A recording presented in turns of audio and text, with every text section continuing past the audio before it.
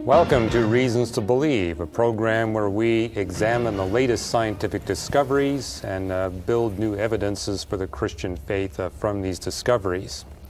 And have with us today, joining us in this endeavor, one of our co-hosts, Mark. Yeah. Hi, Hugh. How are you doing? Doing well. Well, Hugh, I thought it'd be kind of fun to start out, speaking of people who watch our show and things like that, we often get a bunch of letters, and I wanted to read a couple of them from people who have watched our program on TBN.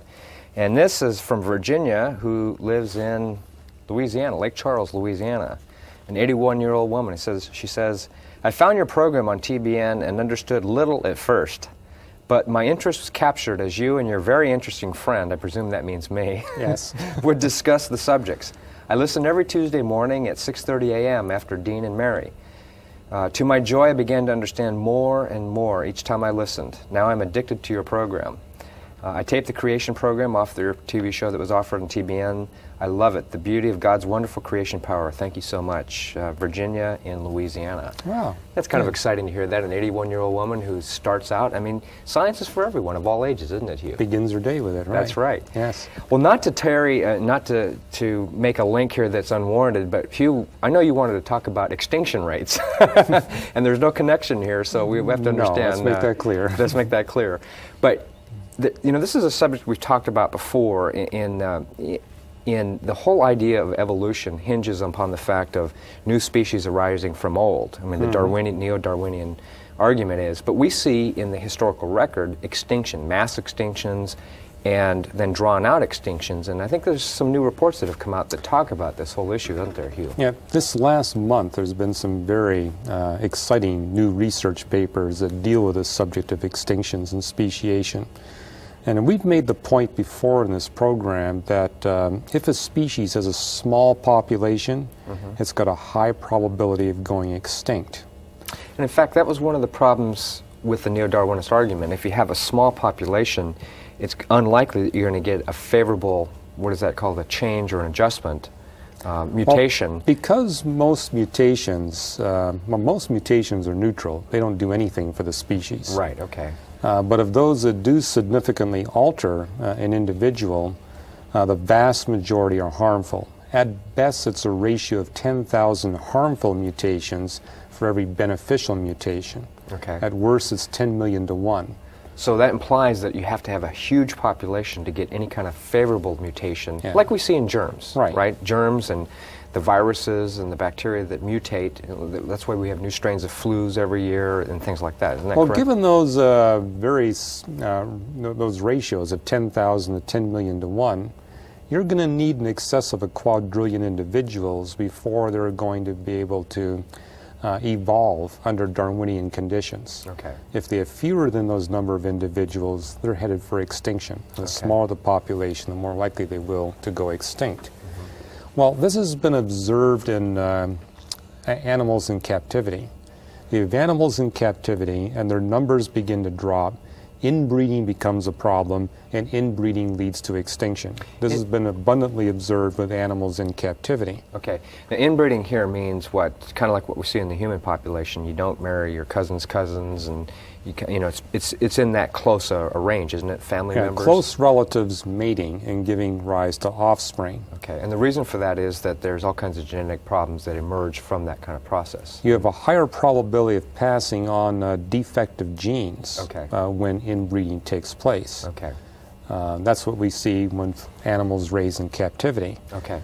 However, one of the paradigms in evolutionary biology is that it's limited to captivity.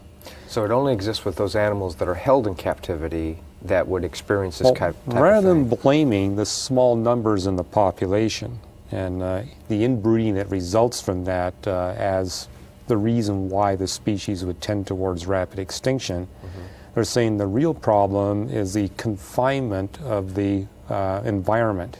Okay. Animals raised in captivity, there isn't a lot of variability in the habitat. I mean, you've got the walls of the zoo or or whatever. The research lab or and whatever. So they've been blaming the environment as the problem. And they said if we were to take a species in the wild, in nature, there would be sufficient habitat variety where this wouldn't happen. Okay. Well, now that proposition's been proven wrong, by this research paper that comes out of Finland.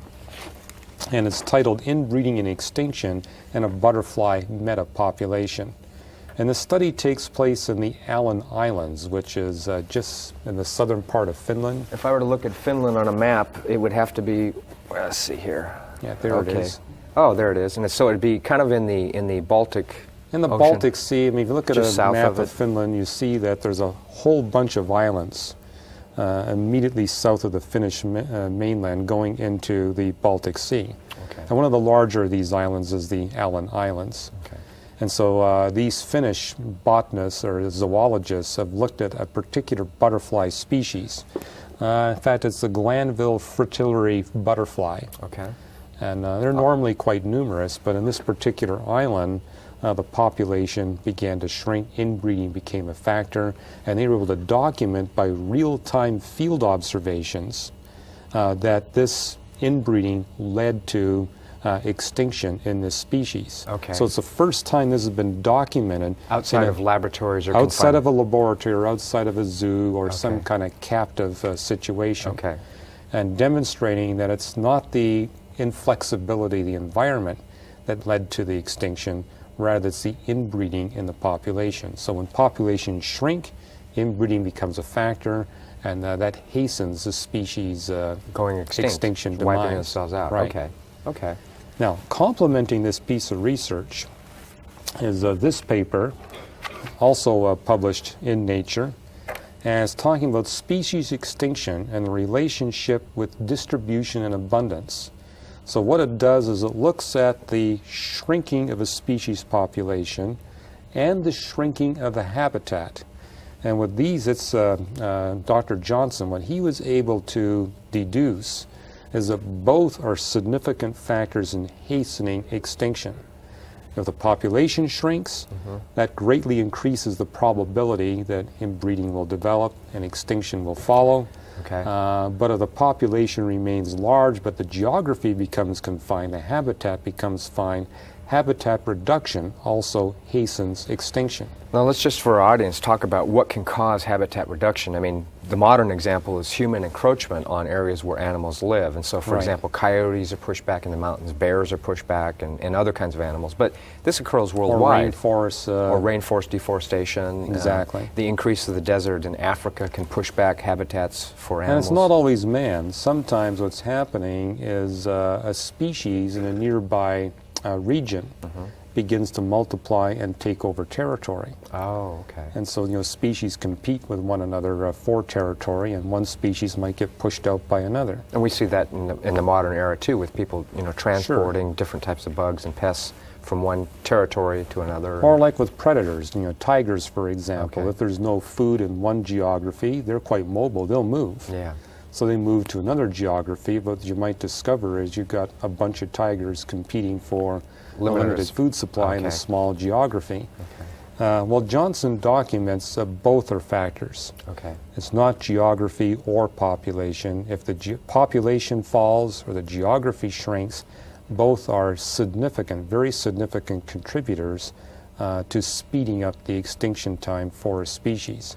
The bottom line is both of these research papers establish that we're probably underestimating the extinction rates of species historically and at the present moment.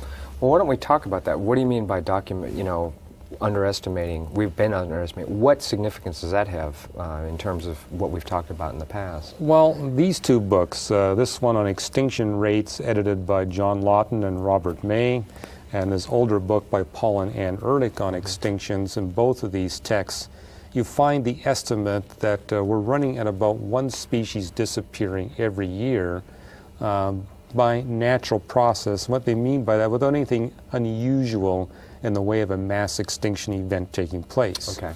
In this program, we've talked about things like the Cretaceous Tertiary catastrophe, Right. where an asteroid crashes into the Mexican Yucatan Peninsula and then wipes out wipes out half the species of life on planet Earth. Right. Those are mass extinction events. But what these people are speaking about is kind of when conditions are good, Okay. you still have a relatively high extinction rate. Okay. In fact, Paul and Ann Ehrlich made the point that if you take all the mass extinctions combined, total them all up, the contribution they make to the total extinctions in the history of planet Earth is relatively small.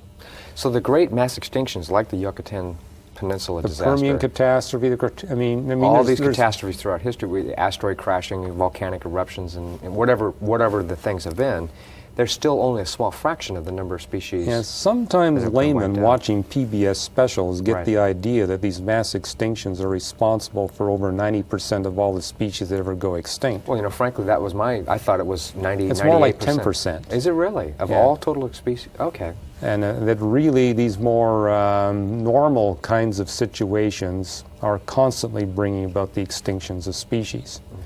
And we human beings are definitely speeding that up today because we're the biggest impact on the environment. But even without human beings being around, things will happen.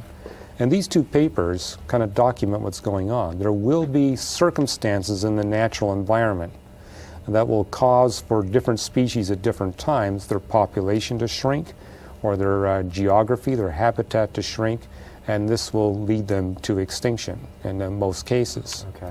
And so this helps to explain that the extinction rate, natural, normal extinction rate is high. In fact, it's probably higher than what we've been traditionally estimating.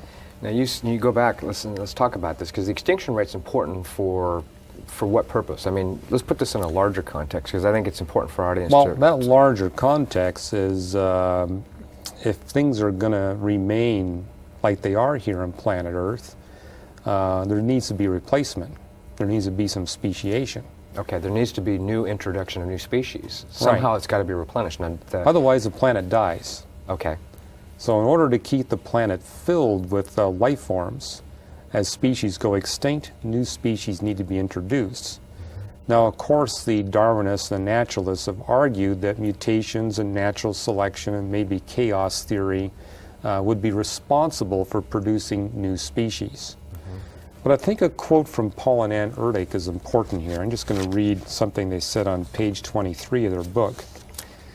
And it says, the production of a new animal species in nature is yet to be documented. Biologists have not been able to observe the entire sequence of one animal species being transformed into two or more animal species. So in terms of real-time field observations, we have no evidence for the kind of animal speciation that Paul and Ann Ehrlich are speaking about. One species disappears and But one or two two new or ones more come. would replace that Okay. species.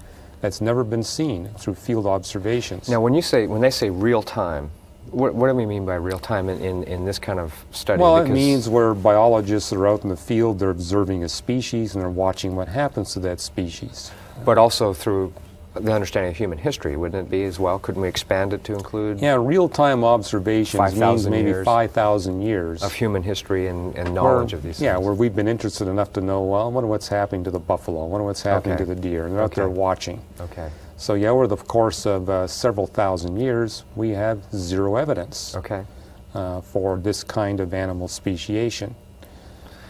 We do see animal species splitting into different breeds, but where one disappears and two new ones appear, that's never been seen. So we're not seeing new speciation. Is the But key. we're seeing plenty of extinction, Well, both this- man-induced and non-man-induced. Okay. So what we see in the world today is a clear imbalance. Yeah, the extinction rate is whatever it is, and we may have underestimated that. It's At least one per year but it may be disappearing. much higher than that. Right. But no speciation. That's an imbalance, isn't it? In other words, So- the population of the animals and everything that we have living today is tending towards extinction, but not replacement. The naturalists, those who believe that God has no role in the history of life on planet Earth, have got a problem. Yeah. Because if they're right, the two rates should be in balance. As species go extinct, new species should be replacing them. I mean, after all, we got nearly 4 billion years of history of life on planet Earth. And actually, what the fossil record tells us is that the speciation rate slightly exceeds the extinction rate because we get more and more species as time goes on. Okay. And yet what we're seeing in our field observations is the opposite. That we're Extinction. seeing extinction is huge and speciation is virtually zero. Okay. And so the naturalist is wrong. We're not seeing a planet that's in balance. or a planet that's gaining species with respect to time, we're seeing the extreme opposite of that, where the planet is rapidly dying off. And that's why I've suggested in previous episodes you need to invoke a supernatural creator. It's a supernatural creator that creates these new species of life to replace the species of life that go extinct under the laws of thermodynamics, those laws which will say that for every species at some point in their history there will be geographical shrinkage of their habitat and there will be shrinkage of their population. And as these studies say, that That usually leads to extinction. that usually means extinction. Okay, so Not about always, 90% of the extinction rate has been from these naturally occurring phenomena, at Right. least up historically. And then you got the mass extinctions. And then we have mass extinctions adding On to top that of all different that. times. And really, the only way I see out of it is the statement of Moses in Genesis 1. For 6 days God created, on the seventh day he rested. We see speciation exceeding extinctions because that's when we're looking at the 6 days when God creates. Okay, so We don't see it today. in the fossil record, what we see in the fossil record with the new creation, the new speciation that occurs, this large agglomeration of new creatures, new types throughout history, up to a fairly recent period of time, that's reflected in the first 6 days of Genesis, where Moses is talking about in Genesis 1. And then from that point on, beginning on the seventh day, the day of rest, no new introduction of species. Yeah, Genesis makes the claim that God stopped creating new species of life when he created Adam and Eve. So the reason why we don't see speciation today, according to the Bible, is because God's at rest. He's not creating new species. And we see extinctions, but not the speciation. Whereas previous to human beings, we're seeing the miraculous speciation by the hand of God Right. and the natural extinction. Okay. Well, and that goes back to, I remember a couple years ago we did some episodes with David Berlinski, and he talks about these mass extinctions and how they just fly in the face of the neo-Darwinist explanation. Well, all the more so, Mark, as a result of some new publications. I've got some new papers here speaking about the Permian catastrophe. What's the Permian catastrophe? Can you Well, let me put it this way. You know, in Okay. the Bible it speaks about this watery flood that wiped out all of humanity and all the birds and mammals associated with humanity, the Genesis flood. But there are bigger floods in the history of Earth. This is simply the biggest flood that impacted human beings. And we were the latest to be introduced to the creation order, right? Yeah, and maybe the Permian catastrophe is the biggest flood. Really? Well, I mean, there's a limit to how far back in geological history we can check out these floods, but this is a basaltic flood, not a water flood. Okay, basalt being the Well, this would, volcanism? yeah, from it's volcanism? a lava flow. Okay. And most geophysicists are convinced that the Permian catastrophe was caused by a set of Siberian volcanoes experiencing a truly massive eruption. In fact, they've been able to determine that the eruption was so extensive that the basaltic lava flow was sufficient to pave the entire planet, surface of planet Earth, 20 feet deep. So It's a huge amount of this lava. is a really big flood, and it's not a water flood, it's a Yeah. lava flood. Hot rocks. Yeah. Consequently, 95% of all species on the face of the Earth, including the oceans, were wiped out. Okay. And this is documented as the biggest of all the mass extinctions. I mean, the Cretaceous Tertiary catastrophe, which wiped out the dinosaurs, About what, 65 million 65 million years ago, that destroyed half of all the species of life on the planet. This one, about 95%, 90 to 95% were wiped out Wow. by this basaltic eruption in Siberia. And this is over a fairly short period of time, wasn't it? If I'm Well, not- that's what's new. Yeah, okay.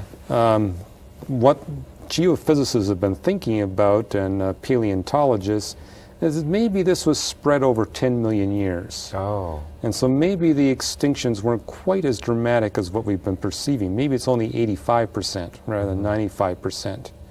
But this new research establishes that it indeed took place rapidly. It's a result of uranium-lead dating, and they developed a geochronology through that, And number one, they got a very accurate date for when this Permian catastrophe took place. And then they were able to measure the width of the catastrophe, how long it took place over. Okay.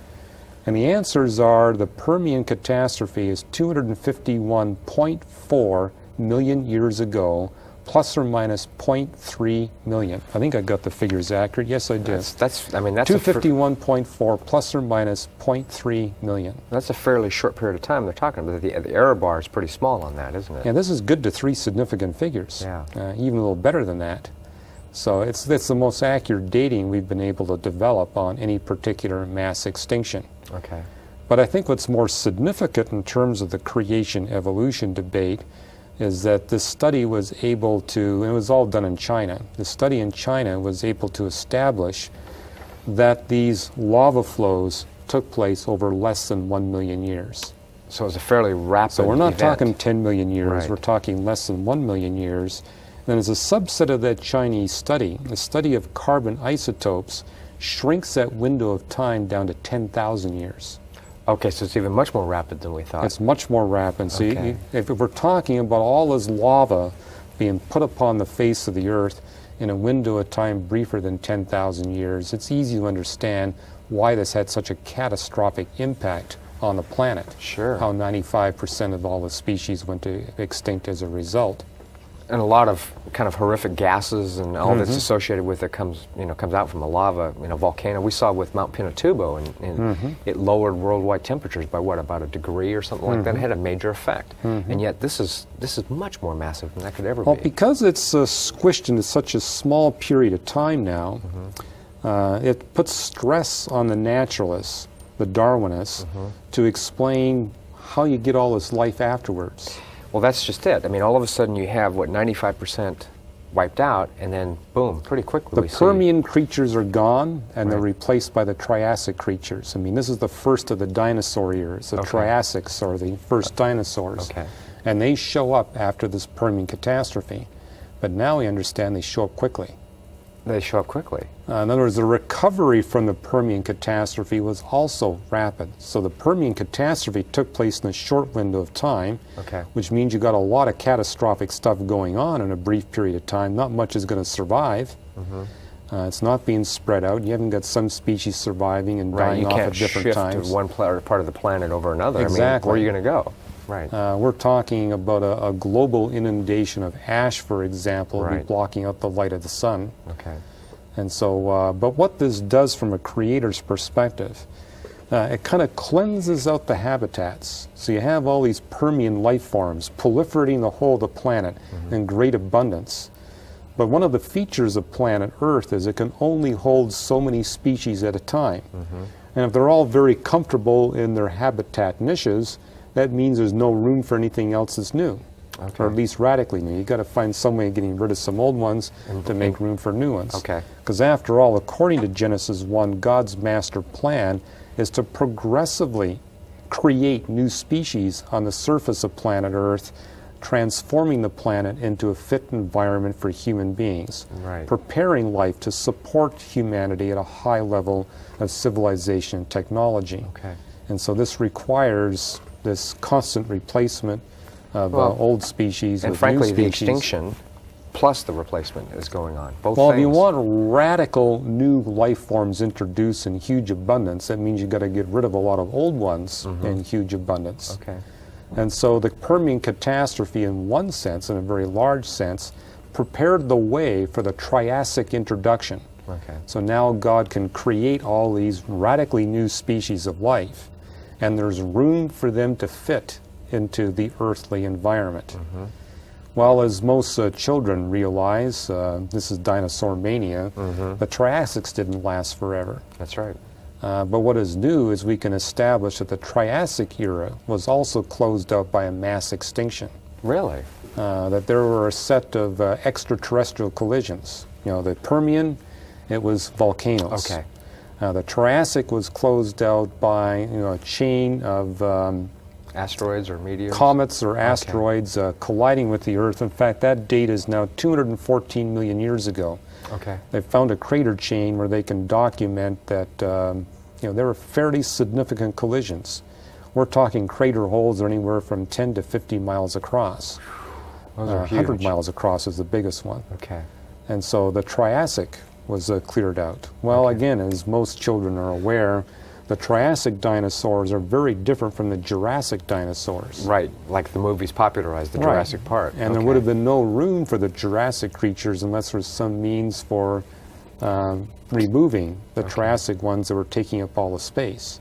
And so we have the Jurassic here. And by the way, it's not just dinosaurs. You've got a lot of other plants and life that go with it. Sure. But the Jurassic was also closed out by an asteroidal or cometary collision 145 million years ago. And then, of course, the famous one everybody's aware of, the closure of the entire dinosaur era with the event in Mexico, which Right. paved the way for the ascent of birds and mammals and eventually human beings. Right. So this extinction rate is really interesting. We're beginning to refine these dates and these times, and it's also narrowing the window of opportunity The for... windows are becoming narrower. Right. The evidence for rapid recovery is becoming more predominant. And so this new research on its extinction is providing us with stronger evidences for God creating. Well, thanks so the for creation model has become much stronger as a result. Thank you for bringing this to our attention here. This is really good stuff. Thanks. You're welcome. Okay. Welcome to Reasons to Believe, a program where we explore the latest scientific discoveries for new evidences for the God of the Bible, the reliability of the Bible. A program, too, where we've been examining some of the most frequently asked questions concerning the evidences for the Christian faith. And joining me in this endeavor is Mark Clark. Hi, Hugh. Good, Hi. good to see you again. Hugh, last show we did an interesting show, a special time dedicated to the whole study of the latest discoveries regarding the extinction rate of animals throughout Earth's history. And there were some interesting facts pointed out. And I thought today what we could do is, first of all, read a letter from some of our listeners, and then tie it into maybe relating some of those facts and some of the questions that we get, some of the top 50th questions that we get on the most frequently asked. And I think that all tie together. But this fellow, Doug, has a BS in mechanical engineering technology, writes, and this was regarding a show that was produced on TBN on the Praise the Lord special back in May of '98, Journey to Creation. He says this: I saw your special on TBN regarding creation. It was excellent. I taped it off the air so I can watch it again and again.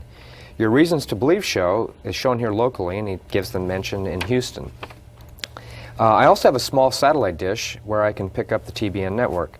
As a Christian, I really appreciate your efforts in matching up true science with the Bible.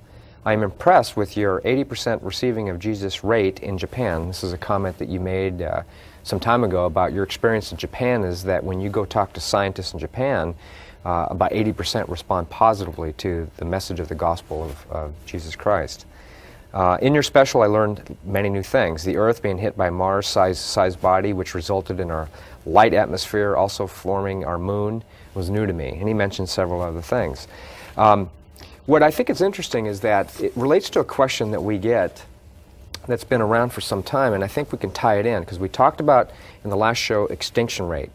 Neo-Darwinism, the evolutionary hypothesis, says that it should be in balance, that what animals go extinct from different conditions should also be replaced.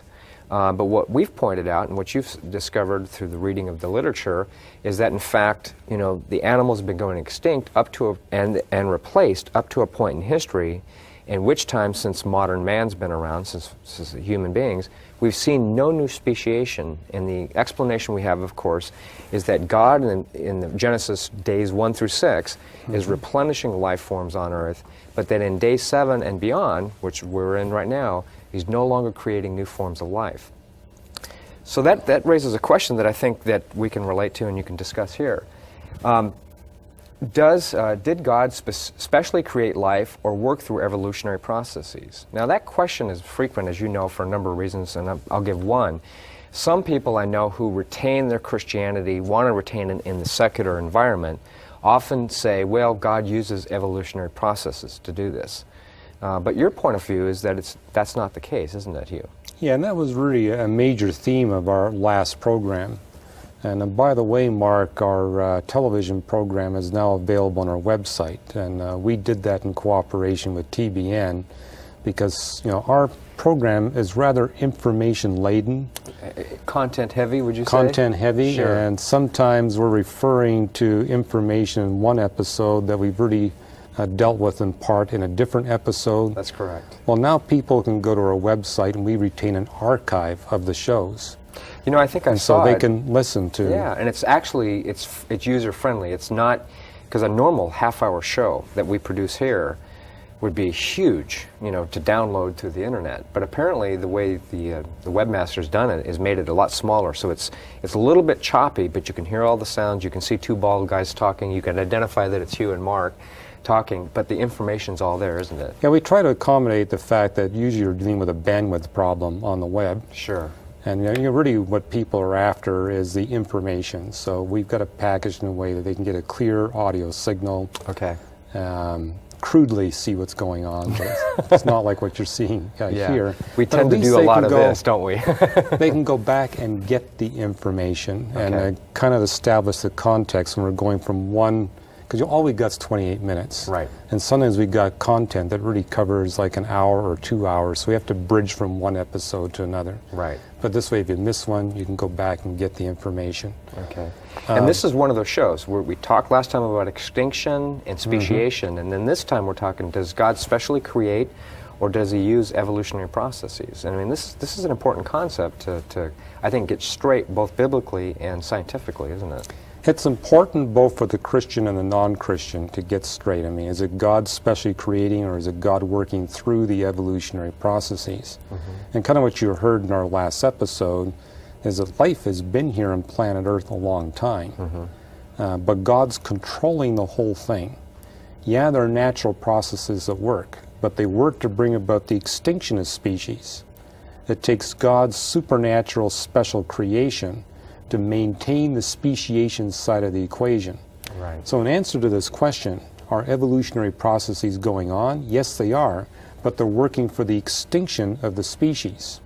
And so the laws of thermodynamics, what's happening in the habitats of the different species, are all working to degrade those species and to push them towards extinction.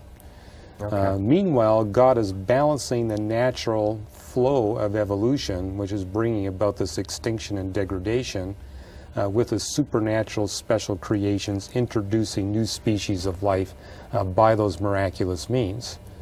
And so in one sense, the answer is yes and yes, but it's the speciation part that's miraculous, the extinction part is natural. Okay. Well, can we make a comparison? I mean, maybe I'm oversimplifying this, but I want to ask you. Evolution is a loaded term. It's a loaded term for a lot of people, for Christians, for non-Christians, for those outside of the debate wondering what's going on. And all we basically mean is change with respect to time, don't we? Well, we found it helpful to make a distinction between two words, evolution and evolutionism. Okay. Because, yeah, my car is evolving right now. I'm evolving, that's the problem. Yeah, we are degrading over evolving. time. The entire human species is experiencing natural evolution. Okay, and in what sense would you use that term then? Well, in a negative sense, our genes are not as well suited for the survival of our species as they were thousands of years ago. Okay. And so when we were talking about whales a few episodes ago, we made the comment that the genetic diversity of whales has shrunk through their intelligent development of cultural societies. Whales, along as human beings, are unique in that we do this. We form these societal groups. But the formation of those societal groups causes our genetic potential to shrink. Okay. And so whereas the societal development has made it possible to enjoy a higher standard of living, whales enjoy a higher standard of living as a result of their societal formations, so do we human beings. Okay. But it comes at a cost. Our gene pool is shrunk, and actually we're hastening our demise in terms of natural extinction. Okay. I think God's going to wrap up his plan before we go extinct through natural means, but in that sense, we human beings are evolving. In another sense, we're evolving, we're taller. You know, people today are That's true. nearly a foot taller on the average compared to people who were alive 800 or 900 years ago. On the other hand, it's debatable whether that's an advantage or a disadvantage.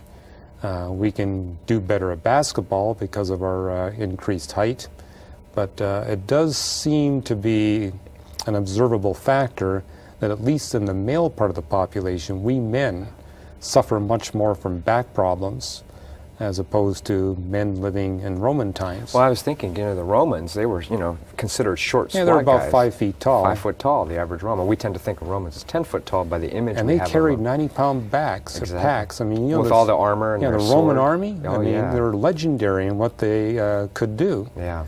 No army today could do what the Roman army did. We're just not as physically capable. And part of the reason some anatomists have deduced is that we're taller. That's interesting. I hadn't thought And of that one. so there's more stress on our skeletal frame than there would be for these short Roman soldiers. Yeah. So, Well, in another sense, evolution too just means, okay, societies evolve. I mean, as a political scientist, look at Russia. Russia, 10 years ago was a communist society, and clearly it's evolved into something new. But evolution does not necessarily mean going from bad to better, or what it means is It that just means- change takes place over time. exactly. Evolutionism is a term that we use for saying it's change over time without divine involvement or intervention. Right. So everything's done through So evolution. the naturalists or the Darwinists would say Okay. life changes over time and God's got nothing to do with it. Okay. Whereas a Christian says, yes, obviously life has changed over time, but that change has been brought about by God's supernatural interventions. Interventions that don't take place all at one time. I mean, after all, Genesis 1, we have 6 days. God is active doing different things on the different creation days. And we understand those days are long periods of time rather than 24-hour periods.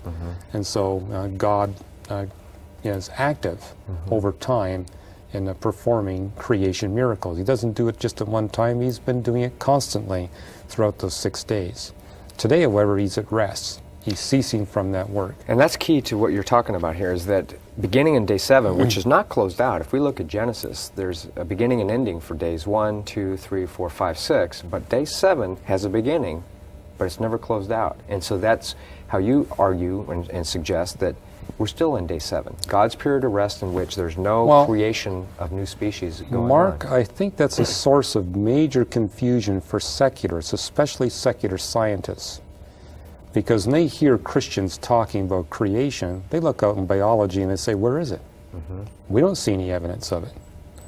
And they're right. There is no evidence of divine creation in the biological realm today. I mean, I'm excusing God raising people from the dead amongst the human species. Right. Jesus made the point, just because my Father and I are at rest in our work of creating doesn't mean that we are not involved Not in active, involved. performing miracles on behalf of human beings. But God is not making new species of life. Okay. This is that period of time in God's creation history when he has stopped creating new species of life. And so, of course, the secular scientist looks in the realm of biology and says it's all natural. But what they fail to say, and this is what's interesting about the last episode we did, is that it's unbalanced. There is extinction, but there's no new speciation. So It's if it's unbalanced today. if it's not divine, it's certainly not natural. And that's the conundrum that they found themselves in, isn't it? With the new increasing evidence that we're finding on this. Yeah. That the case for It's all natural today. It wasn't all natural Right. before human beings showed up on the scene. It's been purely natural in the human era. In the pre-human era, we see that extinctions are slightly superseded by speciation. this new creation, new species. Whereas today, we're just seeing the extinctions. Yeah. The kind of speciation evidence the Erdicks were talking about is not observed at all. Okay. In fact, they made an addition, says not only are we not seeing an animal species disappear and be replaced by 2 or more different animal species, when we look at a particular animal species, in the vast majority of cases, we cannot detect over a period of observation any change in the genetic material of that species. Which means, say you're observing a particular monkey species over 100 years. Genetically, they're no different at the end of those 100 years and the beginning of those 100 years. And you'd expect if Darwinist evolution was going on, if You'd see evolution, something going you'd have on to see there. something changing Right. with respect to this, and we don't. Because of how rapidly species go extinct, you'd have to see something going on quite rapidly in the development of new species. And chemically, in the vast majority of cases, we can't even see a change. It's all stasis. Okay. So- Stasis meaning just status quo. Status quo. Right, Right, okay. for a species. Okay. Well, that leads to a question, a related question that's one of the more frequently asked questions too. You know, if the evidence is really there, if the Bible's really true, if the evidence for God intervening and working, you know, why is it that maybe why have so few people become Christian? Because you would expect, with the massive evidence that we have, and the clear scientific evidence that we now have for these things, that a lot more people would respond to it. That's one of the questions that we get. You know, if this is true, if this is correct, if the science is pointing to God or the Bible, and if the Bible's accurate, then why aren't more people Christian today? Do you have a response to that? Well, it's kind of like the creation evolution question. Okay. You got to define your terms. Okay. And, you know, what is a Christian? And if that's not properly defined, you're not going to be able to give a good answer to this question. Well, like a good scientist, you would come up with a definition that can be testable, or at least looked at by evidence, right? Well, I mean... Because a lot of people use the term, I'm a Christian, but what does that mean? You're right. And I think the appropriate database there is the Bible. I mean, you know, Christianity is the religion out of the Old and New Testament. Okay. How do the Old and New Testaments define a believer? Okay. And we should use that as the definition for who's a Christian and who's not a Christian, as opposed to simply going throughout the population and say, well, who do you think you are? Buddhist, Hindu, Christian, atheist, agnostic, Muslim? Or like some polls I've seen, they say, you know, do you believe in God? Do you attend church once or twice a year? Is that a Christian? Or, you know, I mean, how do we define a Christian? That's a good question. Or theist, or, you know, I mean, there's all kinds of questions that need to Well, be... we would expect the man in the street's definition of what is a Christian to be different from how the Bible would define that. Okay. And everybody's opinion is going to be different. Well, that's true. And I mean, if you were to take a survey in the United States of America and say, do you consider yourself a Christian, you would discover that the vast majority would say yes. But if you were asked a follow-up question, how does the Bible define a Christian? You'd discover that most of those people had no idea of what the biblical definition of a Christian would be.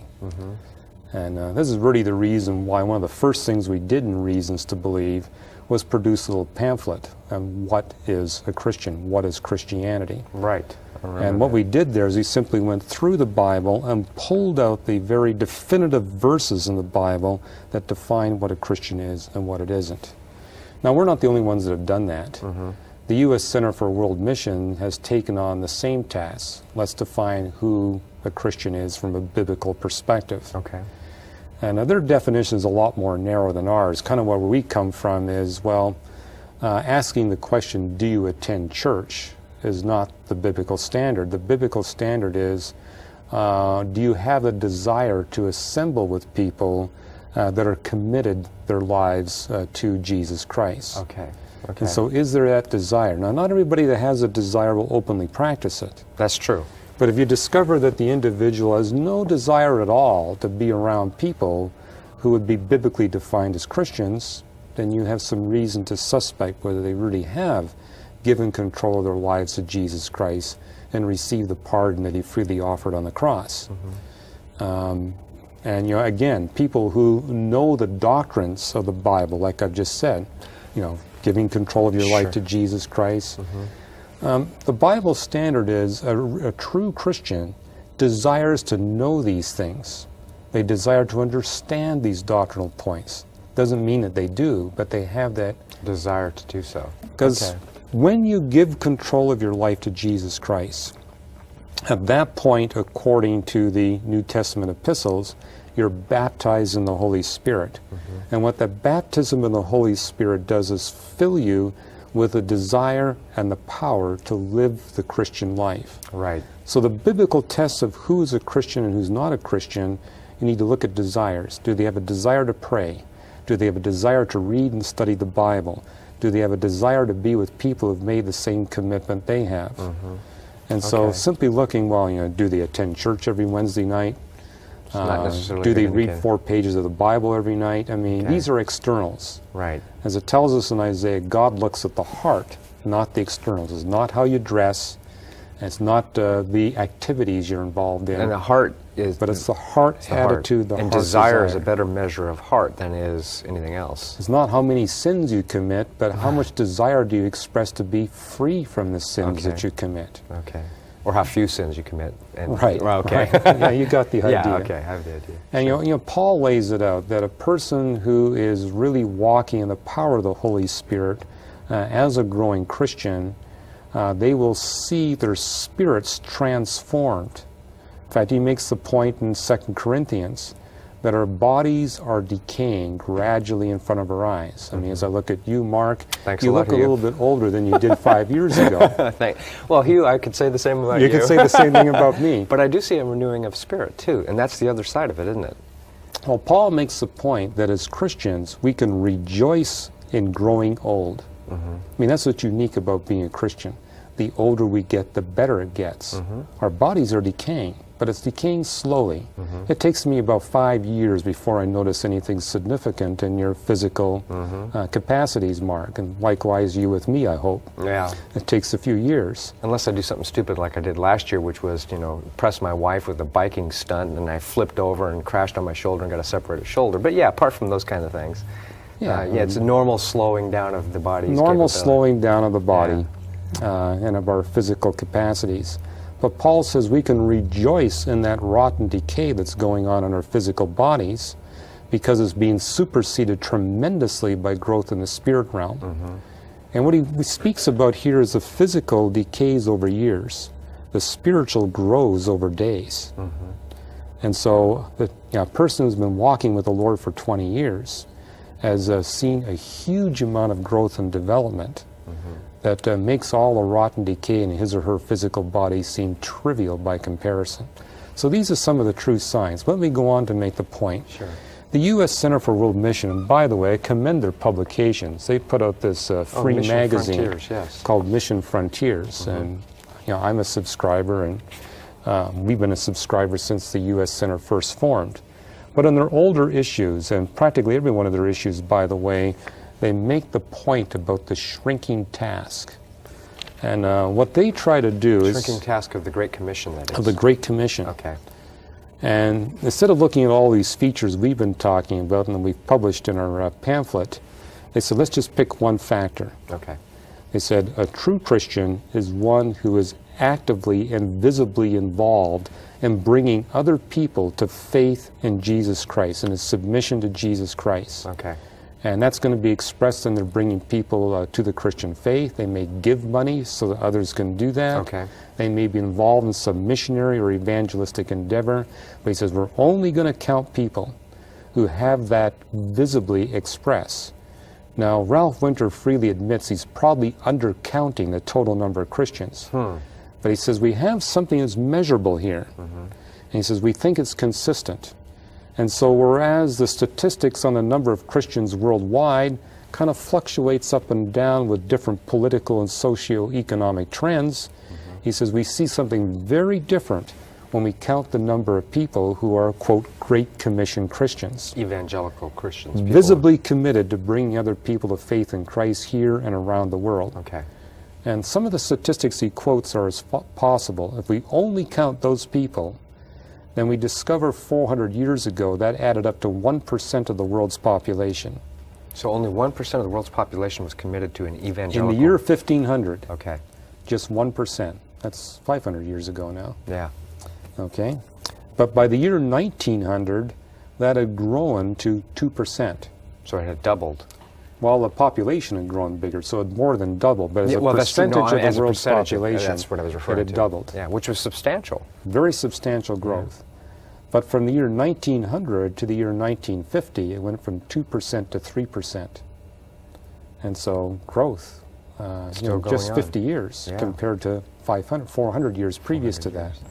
Then from 1950 to 1980, it went from 3% to 6%. So in just 30 years, Wow. we see a doubling of the percentage of the human population that would fall into this category.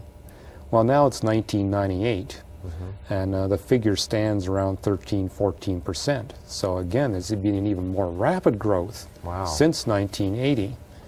So in answer to the question, there's so much evidence and proof for Christianity, why aren't more people becoming Christians? They are. A lot and more they're are. becoming Christians in an exponentially growing fashion. Which is a strong indicator that what? I mean, there's a lot of things that we could talk about this, dealing with end times, but also dealing with what's the limit on that. Where would you take this from here? Well, people who ask this question are typically Americans or Europeans. Okay.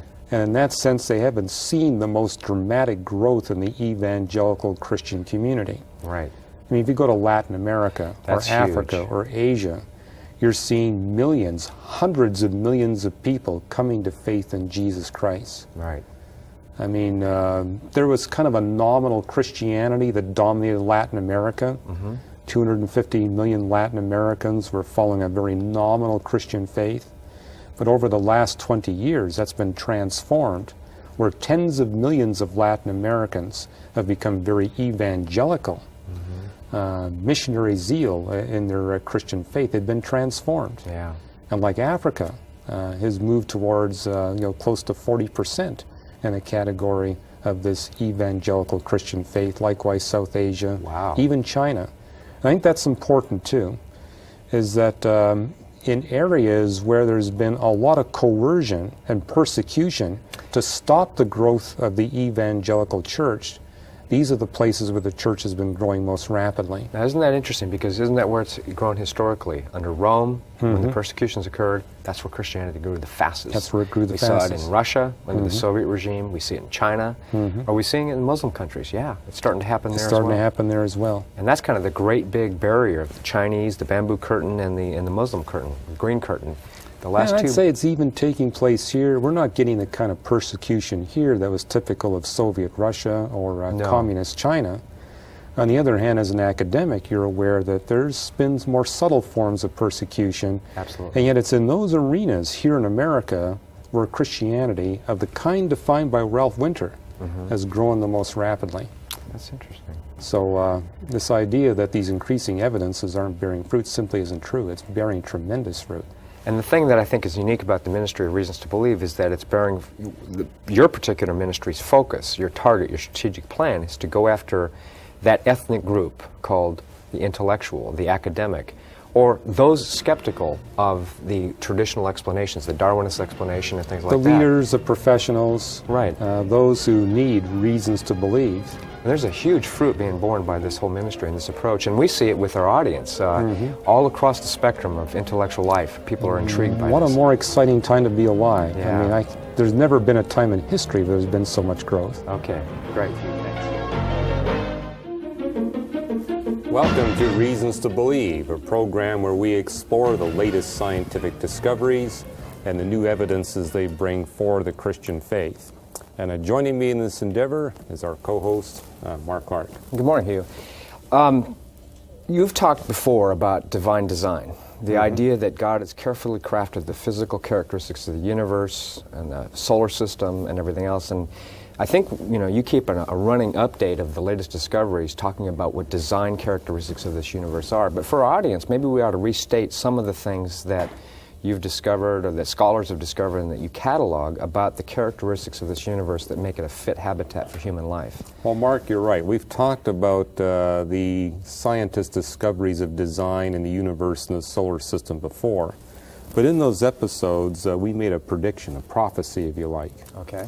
that if the Christian worldview is correct, that Jesus Christ is the creator and designer of the universe and the solar system, then advancing scientific research should uncover more evidence for design.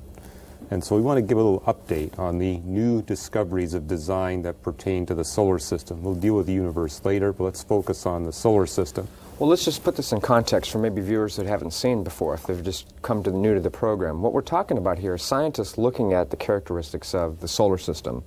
And you've found that there's a number of characteristics. How many do we have already that now we add on to? How many characteristics? Well, there are 82 characteristics as of yesterday. As of yesterday, So- 82 characteristics that show that within very narrow parameters, life is only possible if God carefully, craftily put together the solar system in such a way so that life could in fact exist. Yes, different characteristics of the solar system where if you make them slightly bigger in value or smaller in value, then the Earth can no longer support life. not just life as we know it, but any kind of conceivable life. And that's important to put in here, because a lot of times people say, well, you know, our science is limited, we only know so much, and then we find out 5 years later what we thought was impossible at one point is now possible. But that's about physical things, isn't it? It tends to be the case about, you know, rockets flying and things like that. But we're talking about human life, or any kind of life, which we know quite a bit about, isn't it? Well, in terms of any conceivable life, I mean, life is built on chemistry. And there's only, 100 different elements that you can make life out of. Okay. Well, it turns out as you look at the atomic chart of elements, there's only 3 of those elements that allow for any kind of molecular complexity that would approach what's needed for life. And those elements would be carbon, silicon, and boron. Okay.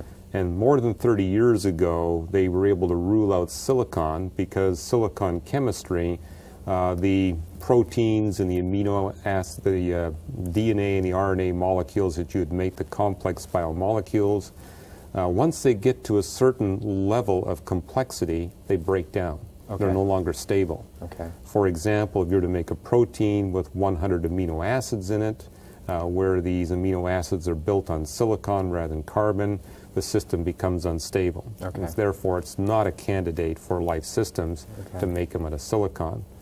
Boron is a lot closer to carbon in its chemistry. The problem with boron is it's a rare earth.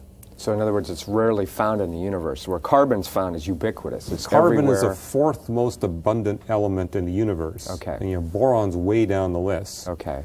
And one of the things that astronomers discovered about the universe, if you're going to have life, the universe must be homogeneous and uniform to a very high degree, which means that the abundance of carbon and boron will be reflected everywhere in the cosmos. Okay. Okay. So you're not going to be running around the universe and say, gee, there's no carbon here, but look at all the boron. Right. Okay. That's not going to happen. It has to be fairly uniform.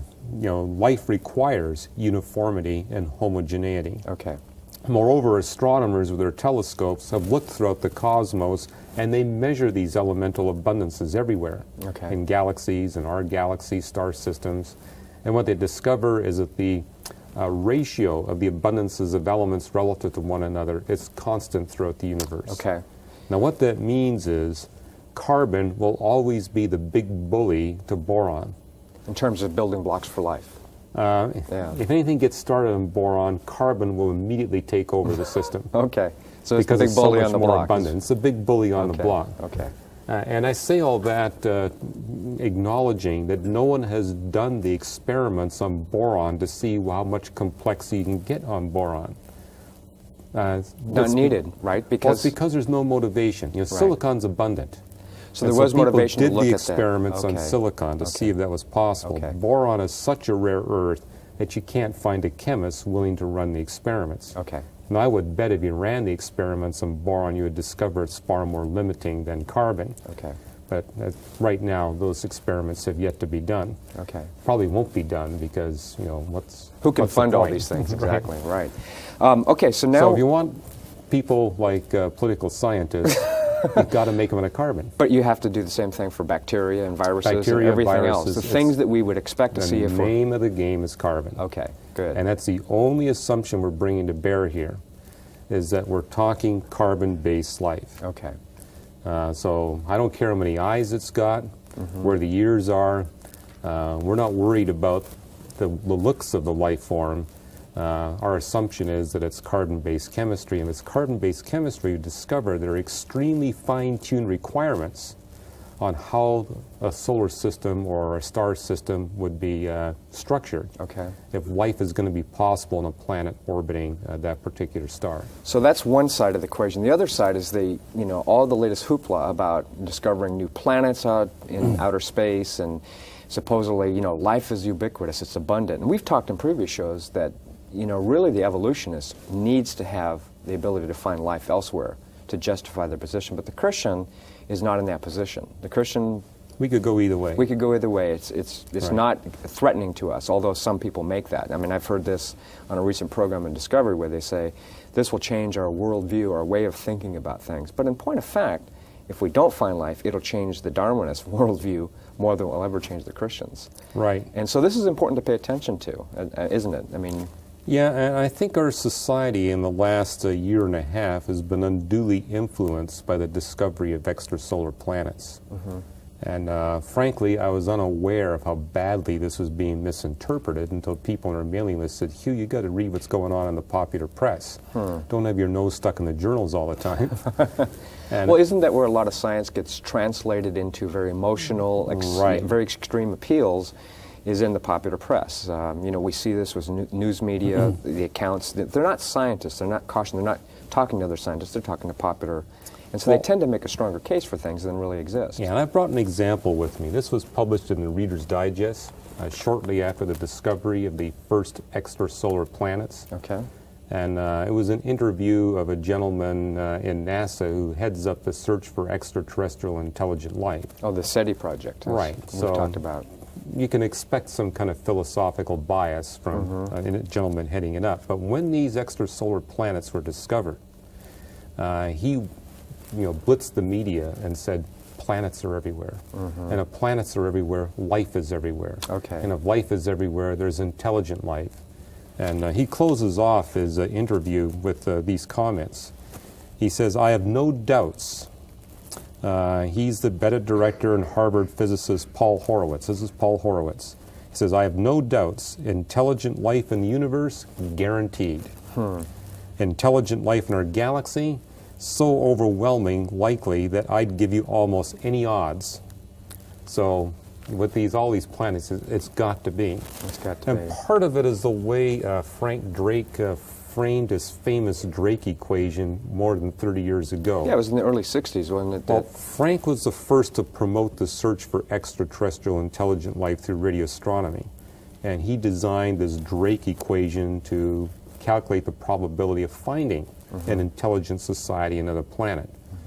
And he frankly admitted, and I don't mean this to be a pun. That but, was a pun, but that's okay. he admitted in his original research papers that we have no idea how to calculate these probabilities. Okay. So I'm going to pick the numbers out of thin air. And the numbers he picked was, well, 1 out of 10 stars will have planets. Okay? That's out of the air. I mean, we had no idea. He just picked it out of the air. Sure. And then he said, 1 out of 10 planets will have the capacity to support life. And then 1 out of 10 of these planets with the capacity to support life will produce life. And 1 out of 10 of those planets that produce life will have intelligent life. Okay. And 1 out of 10 of those will have the technological equipment and the desire to communicate with Earthlings here on planet Earth. And so what do you wind up with? Well, 1 star out of 1 million will Have life produced intelligent, will have high intelligent technology. life with the technology and a Okay. desire to communicate with us. And he says there's a 200 million stars, 200 billion stars in our galaxy, which means that there are hundreds of thousands Of of civilization. civilizations in our galaxy alone Okay. desiring to communicate with us. Give us the federal dollars and we're going to make the connection for you. Okay. And where it became theological was through Frank Drake's student, Carl Sagan. That's where Carl Sagan studied and took up, because he Yeah. picked up the mantle on all this, didn't Yeah, he? he kind of picked up Frank Drake's vision and really popularized it. But, Carl, when he was alive, was promoting this idea that, we human beings are causing a lot of problems on planet Earth. He was an environmentalist. Okay. And, a lot of what he says I totally agree with. We've had considerable damaging influence on the planet. And his point was the only hope for humanity is to tap into an Encyclopedia Galactica. Give us the dollars, we radio astronomers will go out there and pick up these signals, and these people will be able to tell us what we can do to save our planet, what we can do to save humanity, because we're not going to save it ourselves. Oh, this is the extreme pessimism of this environmental group, where you would have the idea that obviously if a technology or civilization was far more advanced than us, that we can learn from them. We can learn from and them. escape from the dilemma that we have on Earth, the Right. overuse of certain things, okay, all right. Right. Nuclear scares and, Sure. and all that. Okay. But from a Christian perspective, we could argue we already have an Encyclopedia Galactica. How about it takes some humility to obey it, doesn't it? We have been given a book by an extraterrestrial being that tells us how to solve all of our human problems. The problem is not all the Carl Sagans and Frank Drakes of the world are willing to take the counsel that this book provides. Right. So they're searching for a different book. Okay. But what we'd like to do in this next couple of episodes is really examine the question, is the discovery of extrasolar planets really likely? Well, this brings up a question, because in the design study that you do, the real scholarship is moving to show how finely tuned a planet has to be to actually have life. I mean, if you're comparing the hoopla over the new planets and the possibility of life out there, the real scholarship seems to be pointing that it's quite the opposite, that it's not 1 out of a million planets or stars that are going to have this.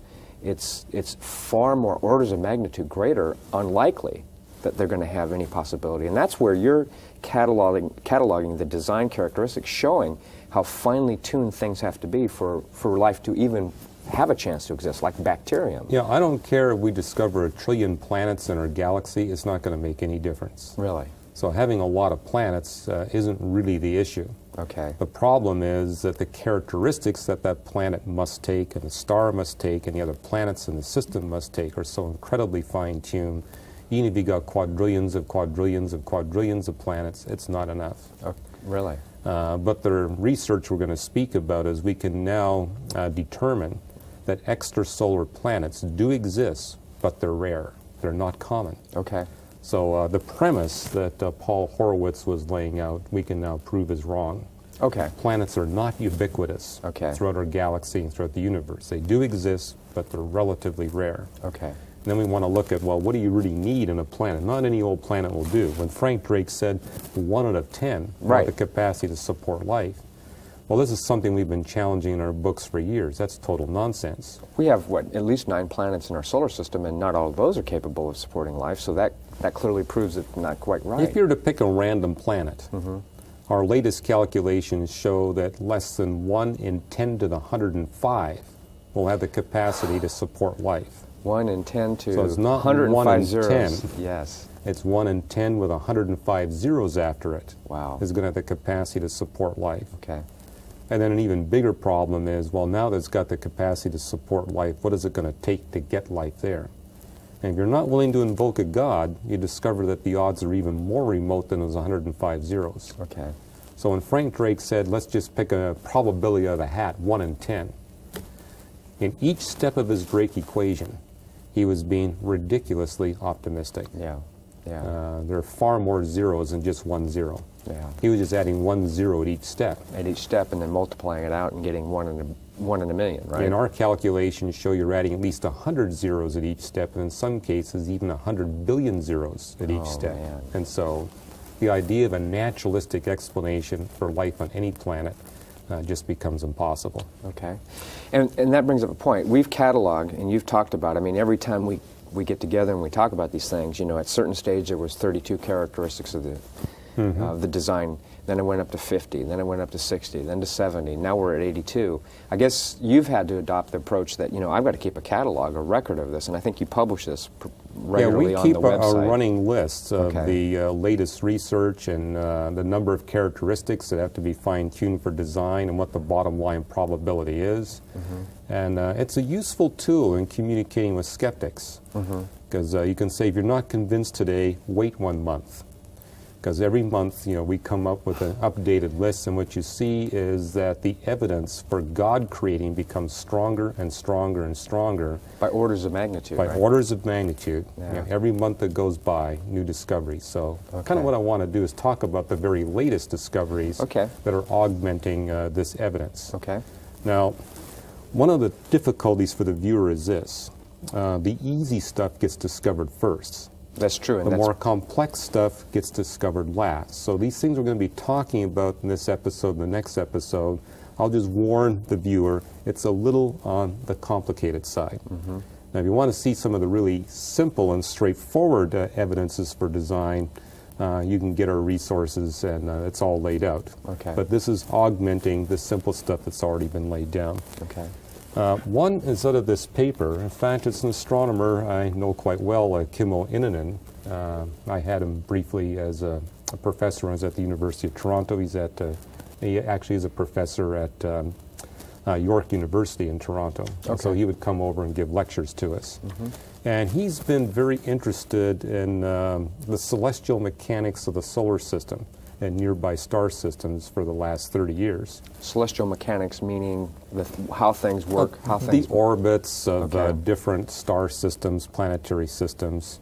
And he's produced this paper on the Earth-Moon system. Okay. And what he documents in here is that there's a lot more design in the moon than we see.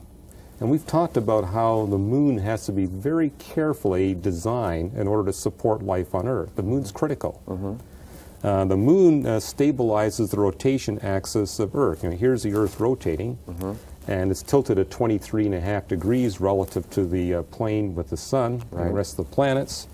And it's the moon orbiting about the Earth which allows that rotation axis to stay stable. Okay. So like the other planets, the rotation axis is flipping around Okay. relative to the plane of the solar system. And that would dramatically affect climate, weather patterns, everything, and make you get such climatic extremes that life becomes impossible. right, exactly. Thanks to the moon, we have a rotation axis at the ideal angle, 23.5 degrees. So we can and have it's kept seasons, stable. we can have harvests, we can have regular Right. food cycles and all that. Otherwise, we couldn't Right. have it, could we?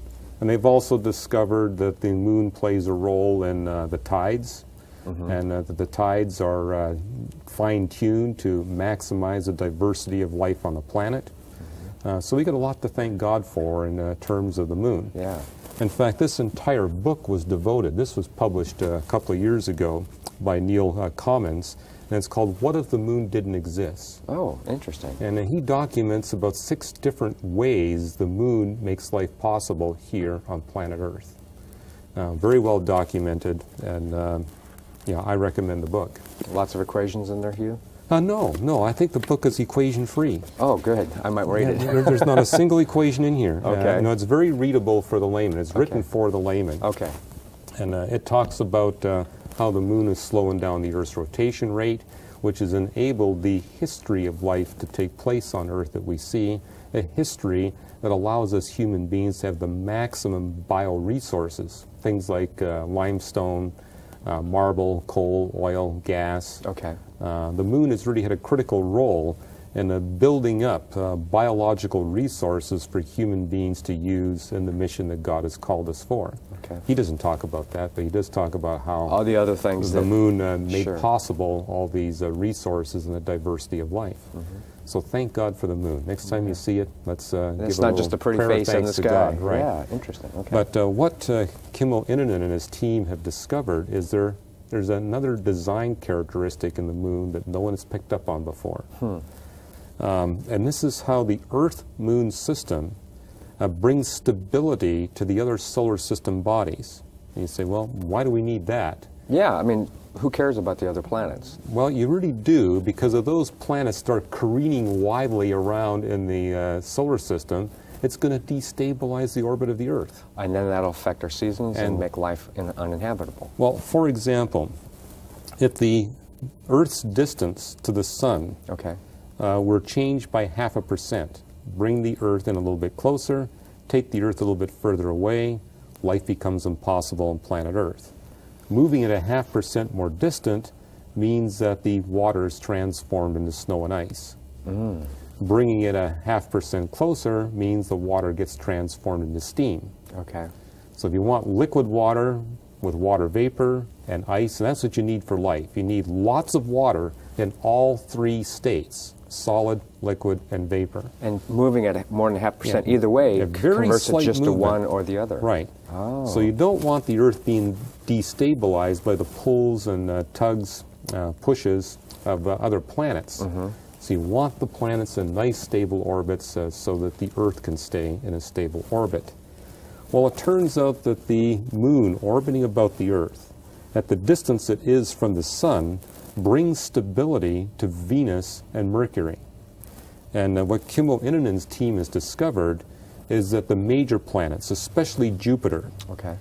sets up a resonance for Venus and Mercury. And you say, well, what's a resonance? Yeah, let's see if we can explain that. They set up a resonance. What's a good illustration of a resonance? Well, we see one here in the Earth-Moon system itself.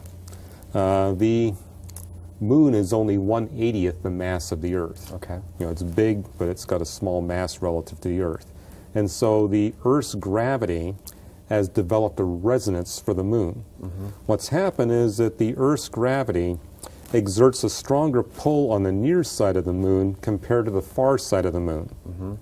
And what that has done is it breaks the rotation period of the Moon, forcing the Moon to rotate at the same rate that it revolves.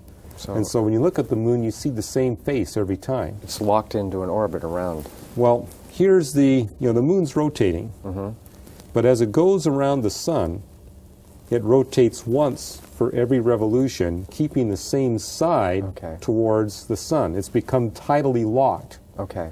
The gravity of the Earth acts so powerfully in the Moon that it forces one side into resonance. Okay.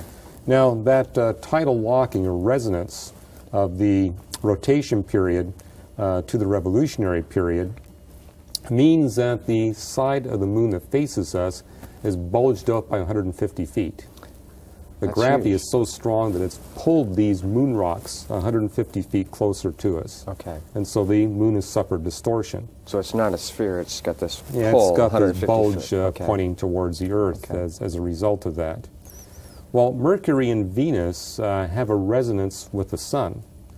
Their rotation periods are in resonance with the revolutionary periods because they're so close to the Sun, suffering kind of the same effect. Okay. However, the gravity of Jupiter and Saturn would work with the Sun to build up another resonance. This would be a destructive resonance, where the Mercury and Venus are progressively pulled and tugged in a direction that will destabilize their orbit. Okay. That would happen if it wasn't for the Earth-Moon system.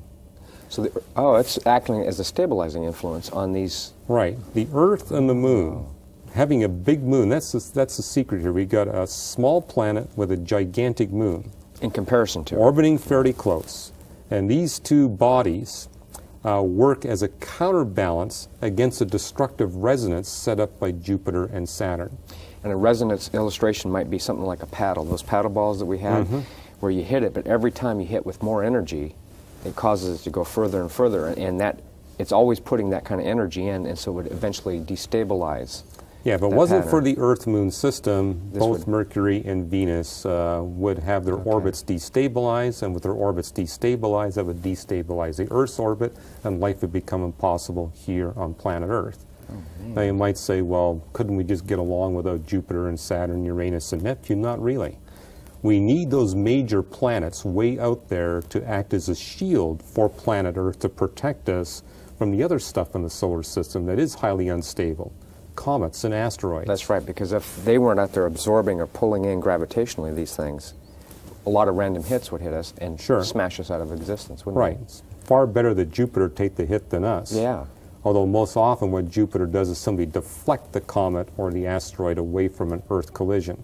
Okay. So we need those big planets out there to act as protection. Kind of bodyguards. They're bodyguards. I see. But at the same time, they act to destabilize planets like Mars, Mercury, and Venus. And by the way, it's going to be their next research project, to look at Mars. Okay, because they've done the two interior planets, but they haven't They've done yet. the two interior planets. Okay. And the design here is that if you move the Earth a little bit closer, or a little bit farther, the Earth-Moon system away, then this counterbalance doesn't work. And we don't have an ability to have life once again. Well, I'll explain more of the details of it in our next episode, but you have to incredibly fine-tune the Earth-Moon system in order to provide stability to the other solar system bodies. Okay. Well, Hugh, we'll take that up next time because I think these design characteristics have a lot to talk about, and we'll spend time with them next time. Okay, Hugh, thanks. Welcome to Reasons to Believe, a program where we explore the very latest scientific discoveries and the new evidences they bring for the existence of the God of the Bible and the reliability of the words of the Bible. And joining me in this endeavor is our co-host, Mark. Hi, Hugh. How are you doing? Doing well. Well, last time, Hugh, we did a discussion of design characteristics. You know, all this hoopla about how many planets are out there, how much life is throughout the universe. And the real science is moving in the direction of showing that it takes some very, very unique conditions to make even life possible. And the kind of life possible that we're talking about is carbon-based life, and we spent a whole episode on that. And in fact, we might want to remind our viewers that if you want to watch a previous episode, we're going to keep these shows archived on our website. Yeah, so we're not going to give a lot of review about what we said last time, because Precisely. people can get it on our website. Right, and so we they can archive previous shows. Right. But what we were talking about last time is a new discovery of solar system design. We got a lot to talk about, but this particular one is that the Earth-Moon system itself, the size of the Moon relative to the size of the Earth, the distance of the Moon relative to the distance of the Earth, plays a critical role in stabilizing the solar system. And that is the effect of Jupiter and Saturn, the large planets, the kind of resonance they have that would disturb the orbits of the interior planets, Mercury, Venus. Yeah, this particular study by Kimmo Innanen and his colleagues is the first attempt to look at destructive resonances in the solar system. And what we mean by destructive resonances is where the gravity of planets like Jupiter and Saturn would tug on planets like Mercury and Venus in such a way as to develop a tiny instability that becomes larger and larger and larger, and eventually disrupts the stable orbits of Mercury and Venus.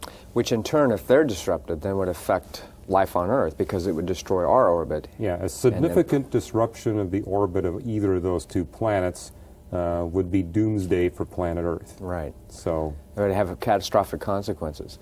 Now, what's interesting is that when we talk about the design characteristics, that's a term that's not frequently used in the scientific literature. They're often talking about the anthropic principle, how it seems to be fit for human habitation. I mean, the characteristics.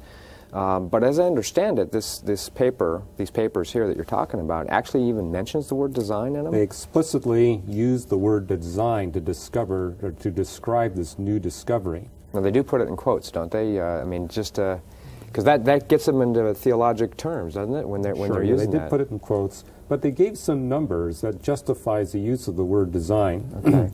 One of the things they calculated was, well, if this Earth-Moon system were moved a little bit further away or a little bit closer to the sun, okay, would that help counterbalance the instability driven by Jupiter and Saturn? Okay. And what they discovered is if you move that distance 10% this way or 10% that way, then the Earth-Moon system ceases to provide that counterbalance against the instability driven by the major planets. Okay. So you have to fine-tune that. And much more carefully, you have to fine-tune the mass of the Earth, the mass of the Moon, especially the distance of the Moon relative to the Earth. Yeah, these illustrations we have here are not very accurate, because the Moon is, what, 1/80th the mass of the Earth? It's 1/80th the mass of the Earth, but in terms of a satellite or a moon compared to its planet, the Moon is by far the biggest moon in our solar system, so when relative to the size of its planet. Right. So even though it's 1/80th, it's smaller, much smaller than the Earth. It's fairly large for a satellite, because we look at other ones. These are roughly the same size, but if we were to make this more accurate, here we'd have the Earth at 8,000 miles in diameter. The Moon is about 2,400 miles in diameter. Okay. So it's a significant body compared to the Earth. In fact, a number of astronomers refer to the Earth-Moon system as a double planet, because of how big the Moon is relative to the Earth. And it's that double planet feature which enables the Earth-Moon system to be a counterbalance against a destructive resonance driven by the major planets. Okay. Now, as we mentioned last time, the COPPA, well, why don't we just get rid of the major planets, doesn't work. We need the major planets. That's right, and we need them because they're our bodyguards, in a sense. They're either deflecting or absorbing asteroids, comets, stray things that could come through and smash Earth. In addition to the planets, which typically have stable orbits, we have bodies in the solar system that do not have stable orbits, comets and asteroids. Right. And the big planets, especially Jupiter, acts as a gravitational shield to protect the Earth from taking too many hits from these nasty objects. And as it is, we've had a lot of hits throughout history. There's been a few. There's been a few. But they don't happen every day. They don't happen every year. They happen just the right amount of time, though. Yeah, we did a couple of episodes on these movies that have come out about asteroid Oh, catastrophes. yeah. That was Armageddon, and what was the other one? Deep Impact. Deep Impact, yeah. Fortunately, that kind of stuff only happens about every 10 million years. Are we due for one? And you say, well, that's not very good protection. Well, if we make Jupiter a little more massive to provide protection, then the Earth's orbit gets destabilized. So it's just about, in fact, exactly right. It's exactly right. If we make Jupiter a little less massive, then we're getting pelted all the time. Okay. If we make it a little more massive, then the Earth's orbit gets destabilized. Okay. So Jupiter's just the right mass, but at that just right mass, it plays a role in developing these destructive resonances for the smaller planets. And in this particular paper, it was calculated what that destructive resonance means for Mercury and Venus. They are promising, they've yet to do it, but they say they're involved in research on Mars. Okay, so they're going to look at how it affects Mars. How it affects Mars, its orbit. how it affects other solar system bodies. But what they've discovered is that the Earth-Moon system, the way it's designed, provides a perfect counterbalance to the destructive resonances driven by Jupiter and Saturn, especially by Jupiter. And you have to fine-tune the Earth-Moon system very carefully in order for that counterbalance to work effectively. Right. Consequently, they made the following comments. I'm just going to read what they say in their conclusions to this paper. Sure. It says, our basic finding is nevertheless an indication of the need for some sort of rudimentary design in the solar system to ensure long-term stability. One possible aspect of such design is that long-term stability may require that the terrestrial orbits need a degree of irregularity to stir certain resonance enough so that such resonances cannot persist and destroy the stability of the planetary orbits. That's a huge admission, isn't it, from a scientist to Well, what argue it this? means from the standpoint of the discovery of these extrasolar planets, finding some extrasolar planets is not enough. What Kimmo Inonen's group has discovered is that you need the planets orbiting a star to take on the characteristics that are practically identical to what we see in our solar system. Okay, so it's not just sufficient to find big planets somewhere out there. You better have some other features that are going along with it that relate. I mean, all these features we've talked about in previous times. In fact, I think you said the whole design list of things that need to be in place that we've discovered so far is at least 82 separate characteristics. And there may be more. In fact, they're discovering them every month. Well, even before this paper is published, they said, you can't get by with just one Jupiter. Okay. I mean, if you put all your eggs into a giant Jupiter and use that to give a gravitational shield, you discover it's got to be too massive. You're better off distributing the mass from Jupiter to Saturn, Uranus, and Neptune. Okay. It's more stable if you have Several of these. major planets rather than just one major planet. And then what these people did do in their paper is they said, well, how much can we play around with the mass of Mars? Okay. And what they discovered is you make Mars significantly more massive, then the Earth-Moon system no longer provides a counterbalance to the destructive resonance generated by Jupiter on the orbits of Mercury and Venus. So that means you have to fine-tune the characteristics of Mars, you have to fine-tune the characteristics of Jupiter, Saturn, and to a lesser degree Uranus and Neptune, and you have to fine-tune what's going on with Venus and Mercury. If you moved Venus and Mercury into different orbital paths, and if you change their masses, then once again the Earth-Moon system will not act as an effective counterbalance to the destructive resonance. So it really means that in order for life to exist on planet Earth, you have to carefully design the characteristics of Mercury, Venus, Earth, the Moon, Mars, Jupiter, Saturn, Uranus, Neptune. And all their distances between Their them masses, and the Sun, their distances, paths. their orbital characteristics, how eccentric their orbits are, all of that's got to be fine-tuned. Or we're not going to be able to live here on planet Earth. Wow. And of course, the sun's got to be fine-tuned. That's You've got to have true. just the right sun. Right. So the discovery of random planets here and there, taking on random characteristics, is not adequate. Okay. Well, we had mentioned the notion that you have to keep, because of the amount of discoveries that are going on, you have to keep a catalog, and you do keep that, and we publish it, and it's on our webpage.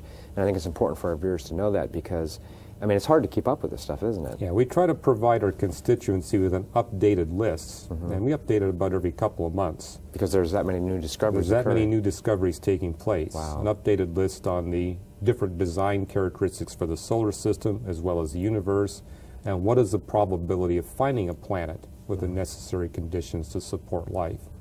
And Mark, what's happened in the last 6 weeks is that the probability of finding a planet with the conditions necessary for the support of life has become 1,000 times more remote.